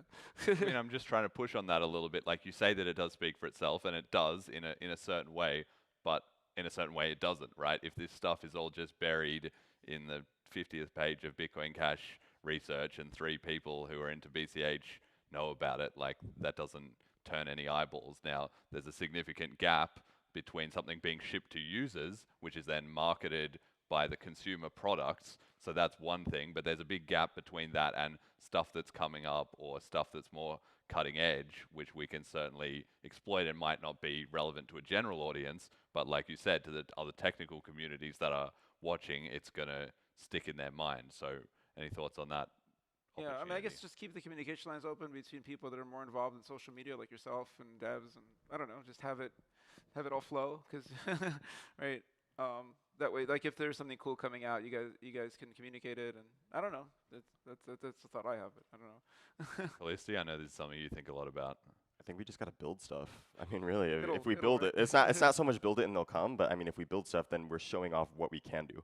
And also, like Alan is saying, you know, communication is really important too. We are talking to other developers. The developer community all over kind of is just in tune with each other. We know what's on the bleeding edge. I mean, look, it's in the podcast intro. There are some pretty smart B-cashers out there. Like, there are. You know, we're doing some pretty cool stuff, and so I think as long as we keep doing that outreach and we keep building things on top of the technology and we keep proving that we are doing things right, then it does become kind of a build it and they will come, at least from the dev side. Yeah, I mean, one thing it made me think of is basically technologists can't afford politics, right? Like, if America and China are going to war and the Chinese or the American scientists cook up something, the politicians on each side can play games, but at a certain point, if one side has a technological advantage, you know, the scientists are paying attention because their military is going to say, guys, we just need this. Like, get over yourselves. Like, we're just behind, and we can't avoid that reality any longer, right? So I feel that's sort of the attitude that other cryptocurrencies might have in watching our tech. Roscoe, jump in on this sort of marketing and communication to other dev communities. I think like you mentioned that, you know, once something is out in a consumer app, then that's kind of when it becomes easier, right, to market things, because then it's easy for everyone to see. And I don't think there's that big of a need to be sort of trying to market to other communities for stuff that's in development, because that's just going to be really hard to I think for any community, it's just going to be hard to sell other people for something that's coming. So I think, like Felicity said, we should just ship more things. Like, yeah, I think also the intention of the community is to not have things be in progress for a very, very long time, right? So Vaporware, yeah, forever, yeah. exactly. So no things that come out in 18 months, but things that hopefully come out now or in 6 months, and actually do come out. So I think the biggest thing we can do is not delay things that don't need to be delayed, and just actually ship it, and then try to go hard on that. Yeah. I mean, maybe my counter is that a big part of marketing is just consistency, and things take a long time for people to kind of get it through their heads. Now, you can avoid that to the extent that you already have enough credibility that people are paying attention to what we're doing and they're thinking about it proactively, and we've seen more of that over the years, right? The bigger we get and the further ahead we get, the more people start to notice because information spreads, right? It leaks around. But to the extent that we can push it out there, even if it isn't quite ready yet, you know, people hear about it and then they hear about it 3 months later, and then they hear about it when the product drops 6 months later, and then they test it out for themselves 6 months after that. Like that, it can be a multi-year. Like for instance, when we did cash tokens, I was just shilling that everywhere, and then it took until about the middle of 2025 till I stopped having people on my Twitter threads being like, cash tokens, what is that? I've never heard, you know, like that same thing, right? So to the extent that we can get the jump on that, I think there is some benefit to it. Yeah, I think that's a decent point, but I think that especially in the crypto space, we've all heard so many times that something is gonna be amazing, right? Like something is gonna be amazing and it's gonna come out. So I feel like if that's the message that we're trying to put out there, like it's gonna come, even if it is gonna come, people are gonna be maybe even like less like less excited about it because I think okay, it's gonna be out there. But when it is out there, like you said, you've been marketing cash tokens for years after it was already out. Yeah. But then I think that's gonna be sort of the reality, regardless of whether, like, if you started marketing while it was in development. I'm not sure if that's like gonna be sort of the differentiator exactly. So I think, yeah, I do think it's a good point, but ultimately I do think it's more useful to get it out and then go hard on it rather than trying to push things that are coming. I do think building in public helps as well, and we can use some examples like EXO, for instance. EXO is not quite 18 months out. It could be 6 months, right? But we know that it's not 18 months out because they have been publishing their progress over time. We can read their blog. We can watch Jonathan's presentation. We know all about it now. So we know it is coming. Okay, Selene. Sometimes Selene releases are take longer than I want them to, but you can still go on our GitLab, see that the milestones are moving, see that the issues are moving. You can sit in our channel, see that we're closing stuff over time. I just think, yeah, as long as you can see the progress visibly and it's not just vaporware, even if it is not fully released, you can still see the progress being made. Yeah, okay. So, I mean, a lot of it is about how much horsepower we have, but the horsepower is limited by A, the number of devs we have, and B, the funding that we can get to them. So on those two angles, how are we doing and how could we do better? Callisti. Man, I would always just channel the inner Steve Ballmer. Developers, right? We need them. We need developers so badly. We need outreach to get more developers. We need more visibility to get more developers, which will get us more visibility. Very cyclical, right? So, I mean, we can borrow some of Jerry's words from this morning as well. You know, what can we do to build the outreach? What can we do to build these hubs? Or like I said earlier, we can target universities even. We can look at the Stand With Crypto organization in the United States. They're a political organization who's focused on activations, but they are very enmeshed into the academic system. Like they're everywhere. And then even when I was in Miami last week, I met just on the streets 2 devs from Arizona State University, young guys, right? They had a hackathon at Consensus as well. Tons of devs here, all building on Base, unfortunately. How do we get them into BCH? And I don't have the answer to that because I'm not the best marketer either, but, you know, we're going to keep trying things. The cash stamps are working. We've been playing Twitter warfare for years, and that seems to be working well enough. We could be doing more, I think, though, and I think that requires real-world contact and real-world outreach. So I think going to meetups, even if it's not a BCH meetup or starting a meetup, it's going to be slow, but the consistency. This is another theme of the conference, right? Marcelo was really adamant about consistency as well, and we just mentioned that here on stage. And the more that we can have that consistency, the more we can have that actual presence, I think is probably the biggest thing that we could be doing right now is just, we're invisible. I call it the BCH invisibility cloak, you know, the anything but BCH problem. So yeah, it's hard. I think we have to push 10 times harder to break that compared to other ecosystems because of our tumultuous history. So showing up in person, I think, is where that 10x factor comes, because you can't deny a face-to-face interaction. When Jeremy and I and Jerry and Jet all went to OpNext last year, there was absolutely no denying what we were doing. There was absolutely no denying the arguments that we can make in person. We had, surprisingly enough, a great conversation with Jameson Lopp. Who later blocked me on Twitter with the statement, "We can't negotiate with these guys anymore. They've left. They're on a fork. Ignore them." You know, Right. It's like, but in person, game over. Right. But what are you gonna do? I'm here. Talk to me. So you're not just gonna blow me off. You're gonna look like a dickhole. So. Roscoe, devs and funding. How do we get more of them? Yeah, great question. I think the big issue is that I guess there's a few people and organizations in the space that fund almost all of the development in the space, and it's very nice. I'm super grateful for these people and organizations to exist, but there's not it shouldn't just be on them. So I think it is getting better. I think especially on the organizations front. Back, let's say 5 years ago, there was really only general protocols as far as I'm at least in my field, right? Like with smart contracting is concerned.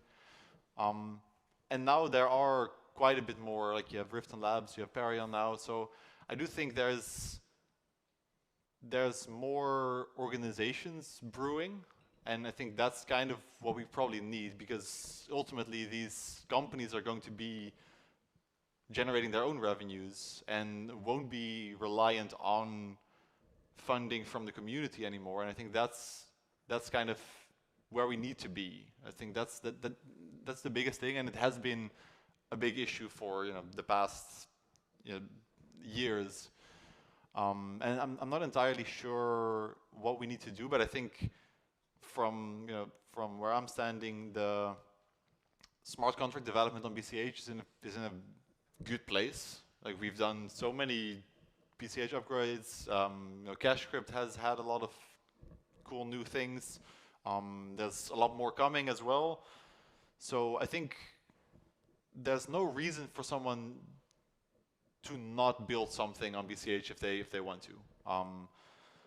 And I'm not sure how to get those companies to look into BCH and get them on there in the first place, but I think anyone in this room that is not currently building a business on BCH and is able to do so, or is technical enough to build something, using CashCrypt or things like that, think about it. Think about what kind of business can you create that can become revenue, that can become self-sustaining and generate real revenue. And then from there, when you have multiple profitable companies, these companies can also then start to fund some of the infrastructure in the space, so that it's the incentives are also aligned in that way, because then these companies build on top of the infrastructure, make their money from that infrastructure, so it makes sense for them to fund that. So yeah, I would say companies is what we need. Definitely. Callan? I don't have much to add. I think he pretty much summarized it well. I agree with him. If there's economic activity, companies making money, I think that naturally they're going to have itches they want to scratch, and they'll go fund development projects, and there's just going to be more gravity. The best, as the dev, the stuff that I work on, just do as good a job as I can in my niche, and make sure everything works. And I think that it's good. Somebody said to me before the panel, we've got an interesting spread amongst the three of you, because we have the sort of node and infrastructure, the scripting and tooling, and the wallet focus among the three of you. So I'm keen for each of you to say which area of the current BCH stack is the most in need of help? Is it your area or is it someone else's area? If somebody is coming in to look, to either fund or jump into something, they don't have a good like roadmap or anything, where would you advise they get started? Where do we need the most help?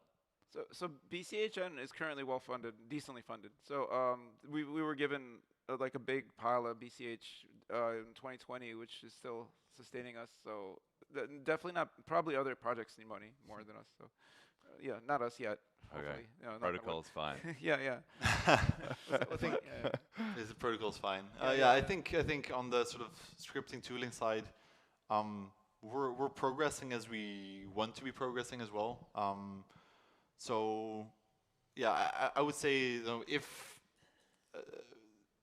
I'm just gonna reiterate what I said before. I think what is in most need is not necessarily right now the infra and tooling, but the application layer, and that's not something you can just fund.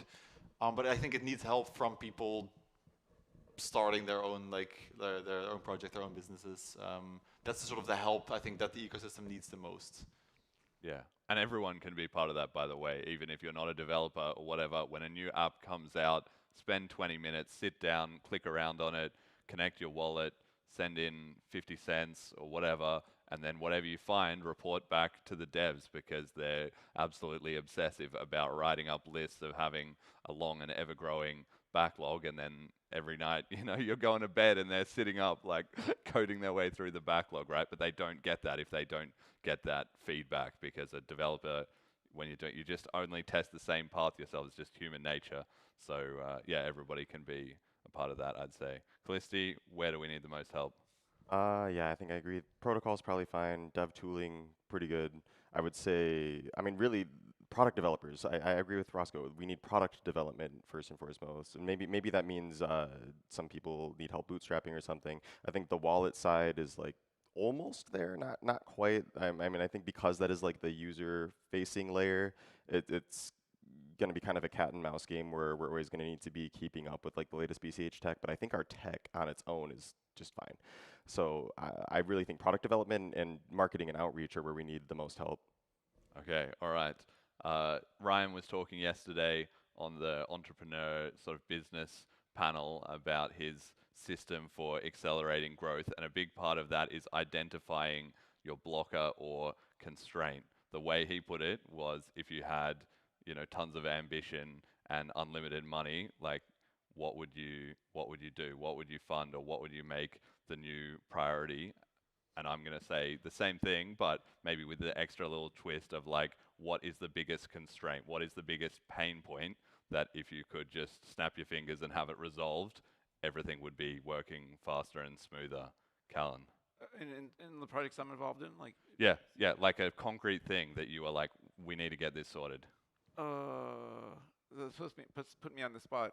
Right, Callisti, anything pop to mind? Yeah, I mean, immediately, the biggest thing that would help me personally is if I had like one really solid like full-time dev. Like if I could like copy paste some of the people who have worked for us. Like shout out to Matus if you're still in here. He's done really great work for us, but like we can't pay him a salary unfortunately. So he's got to kind of do his own little freelance thing too. We all got to make money somehow.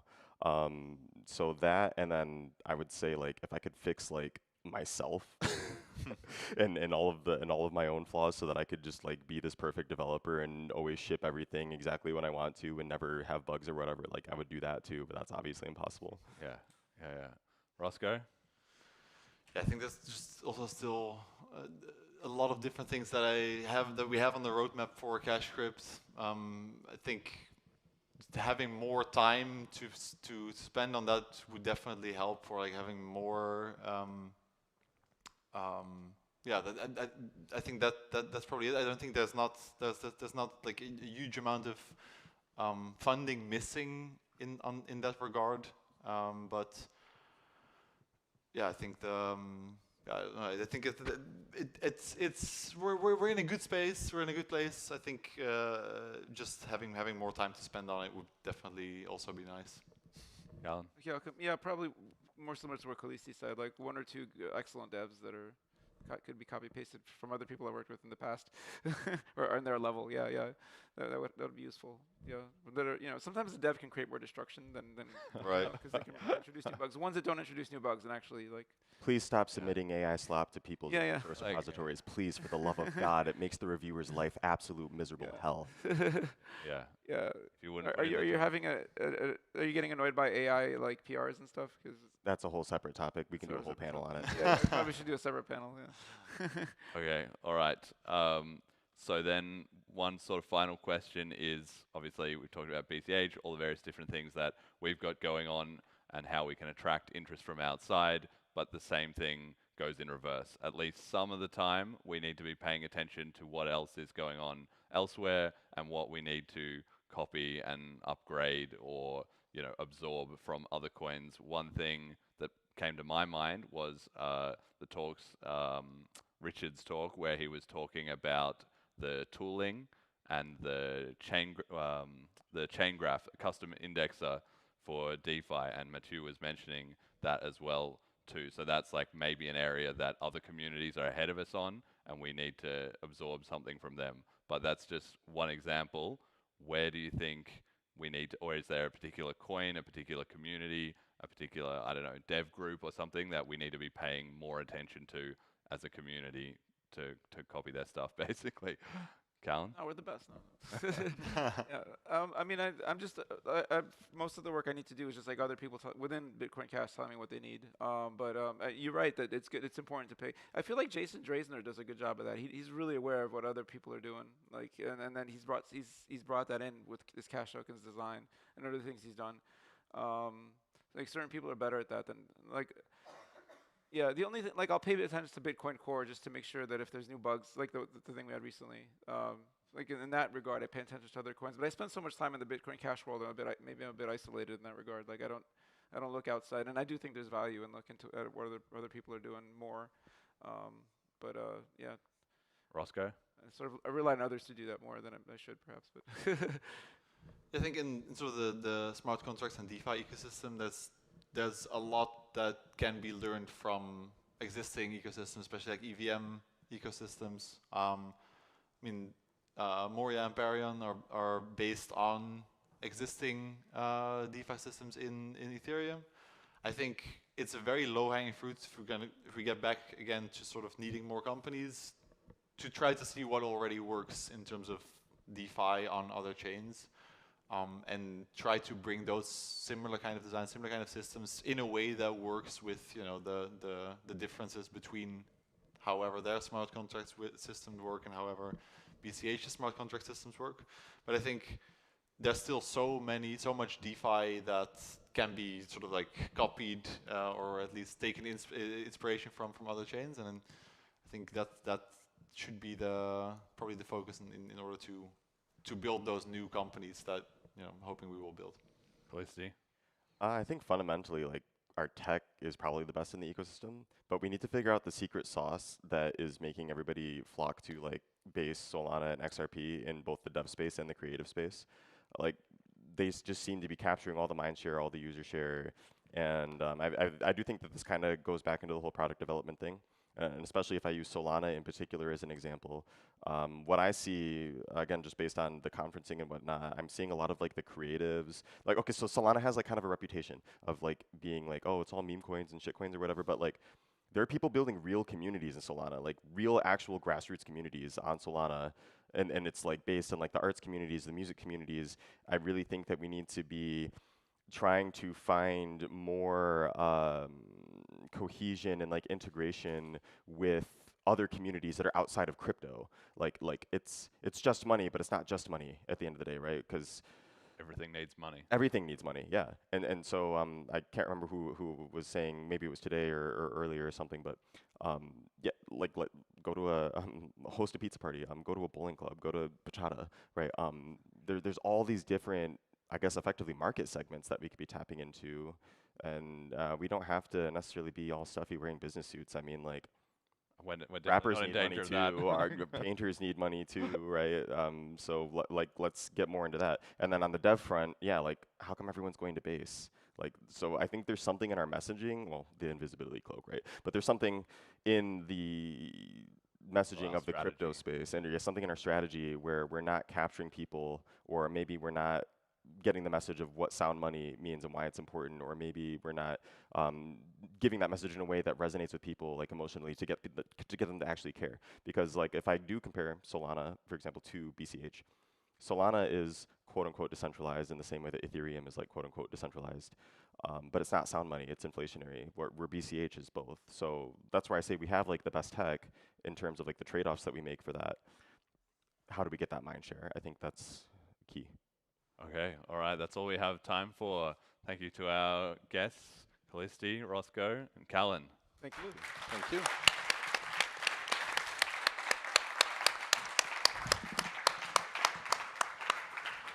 All right, I'm going to get Fiendish up on stage to draw the raffle.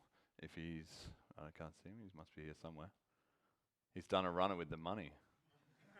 Oh, man. Oh, well, yeah. We might have to chase him up later. I don't know if he's chatting outside or whatever. But if we can't track him down, I don't know, I'll drag him onto a live stream to do it later. In any case, that brings us to just about the end of Bliss.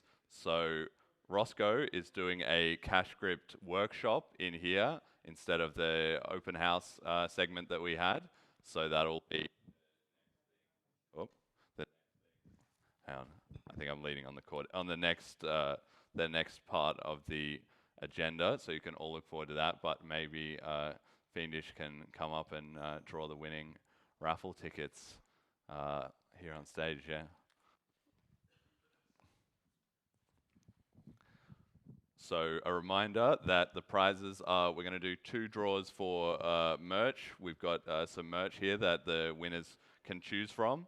We have a poker kit, 2 premium tickets, 1 and 1 to Bliss next year. And Gareth also convinced me to once again do a custom podcast episode draw as well, creative control over a BCH podcast episode. So Fiendish, we've got the hat. We're going to pull the numbers out of a hat. We've got the hat. Well mixed, I assume. Well mixed. Okay. So mine are at the top. Perfect. Okay, so for the BCH merch, the winning 2 numbers are... The winning 2 numbers. First of all, I would like to say a massive thank you. So we actually sold 350 plus tickets. Amazing. That is amazing. And that's all going to go towards next year's Bliss. Thank you, Jonathan, for agreeing for doing that. That's pretty amazing. I'm glad you're on board because you've done an amazing job. Jonathan's not listening. Anyway, we're going to go for the first 2 tickets. They're well mixed. They're well shuffled. I'll close my eyes. I'm going in there. And the first numbers, everyone, hopefully you've got your tickets out. The first number that wins is number 63. Congratulations. Congratulations. 6-3. Just 6-3. All right. No one? If you don't claim it, you don't win it. Is it me? 45. There will be a corruption investigation if you win. 51. I've got 3. Hang on. Okay. Gareth. Well done, Gareth. Hold up. We'll get you the merch afterwards. All right. And the second draw for merch. Second draw for merch. Here we go. It is the number 224. Okay, there we go. John Okay. Moriarty. Okay, 224. All right. Next up, the poker kit with 2 decks of custom Layla cards. Hang on, I've got number 45. 45. We're going for it. Oh, really? Man. So cool. Look at that. We got free Bliss badges as well. That's pretty cool prize. Okay. So we're going in. This is for the poker kit, right? This is a good one. Number 11. Woo! Number 11. All right. Well done. All right. The 2 Bliss premium tickets, 1 by 1. free premium ticket to next year's Bliss. Or do we not do the badges Oh, first? we'll We're do the building up to badges. it. We'll do the badges. We've got 3 badges. We'll do Okay. like 1 ticket per badge, all right? These are pretty sweet badges. All right, here we go. Number 99. Hey, there we go. Leo, we'll pick it up afterwards. Right. We'll give it out afterwards. Next one is 164. Can I have it? Yeah! Fiendish wins again. Awesome. I'm going to have to have your signature on it. All right, last one is 80. 18. 80. Oh, 80. Oh, I just 80. wrote- No, it's hang on. It's 80. 80. 80. 80. Sorry. Okay. Sorry, man. Do you know All if you right. want? Hey, we'll get you the prize afterwards. Yeah. All right. Okay. We did the poker kit already, right? Okay, the Bliss premium tickets. Bliss premium tickets. How many are there? 2. So 1 by 1. All right, here we go. The first premium ticket for next year's. Oh, I've got 2. Hang on. I've got number 17. 17. Hey, Yeah!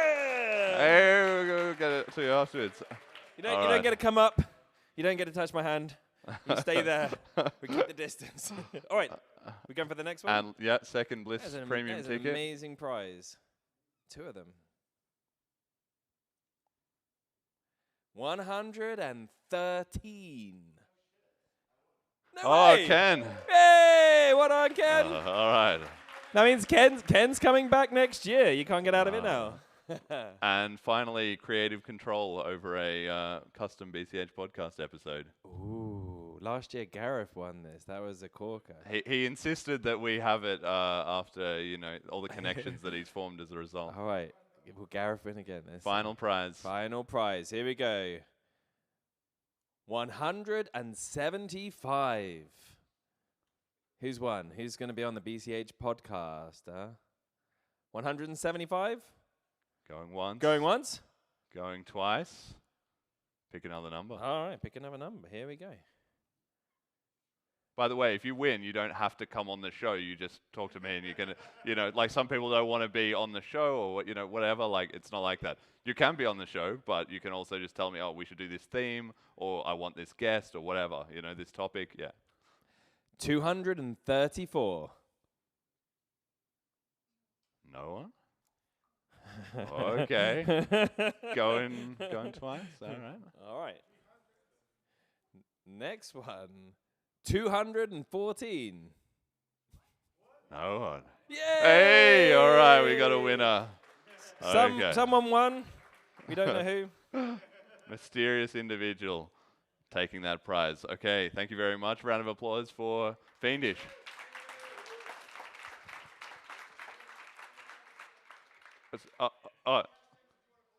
Okay, Steve is giving away 3 cash stamps, so we're going to pull. We're going to be here all day. It was a People premature raffle. Let's Yeah. go. Free cash stamps. All right, first one is 10 each. All right, 2 numbers. Wow, that's 142. There we go. It's a winner. Got just up the back there. Well done, Andrew. And I just choose another one. All right, number 126. 126? Going 126. Oh, that's it. Yay, Okay, won. and we have another victor. Woo! You won. Okay, round of Should've won. applause for Fiendish. Thank you very much. Woohoo.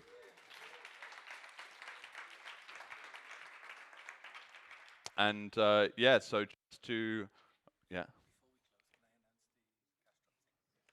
Yes, you can ask Robert for a mic. Okay, final notes. Yes, so there will be a cash script workshop in here starting shortly. After that, if you have a regular ticket, Bliss is over.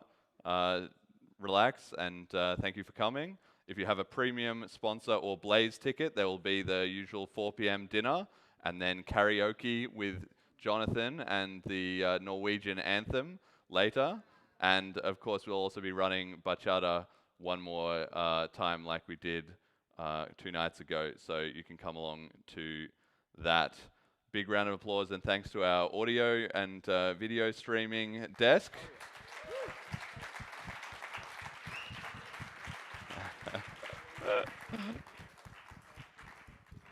Also to Ryan and Jonathan for organizing a great event.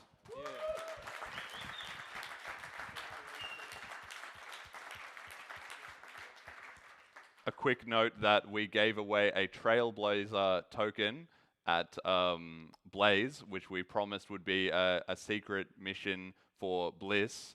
That was part of a product that I haven't quite finished, so I'm going to roll that over until Blaze this year, and then we'll have it ready for that. So hold on to those tokens if you have them. The mystery use will be revealed. A thanks to our sponsors, BCH Bull, Paytaka, Molecular, Turek, BCH One, Cash Stamps, the BCH Podcast, Celine, Commercial Kitchen Stop, Mocha.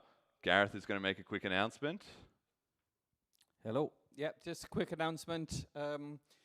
Molecular and I have done purely peer drop. We're actually going to, we've prepared one, which is for this region around here, and there's going to be another in celebration of Norway's Independence. Norway Day in town later on. So there's 2 purely peer. So if you download the purely peer app, they're private drops, so you won't find it on the purely peer app. You'll need to get the QR code, which Molecular is going to drop into the Layla group, Layla Telegram group, group, yeah. Telegram group.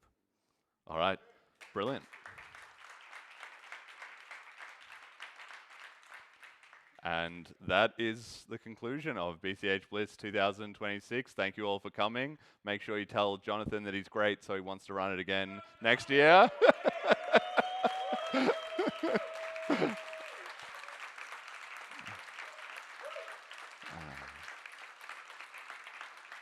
And unless he wants to get up on stage, all right. Thank you all for watching and enjoy your evening, guys. Thanks for coming. See you next year. All right. Yes. Oh, okay. We can do a stage photo for anybody that wants to.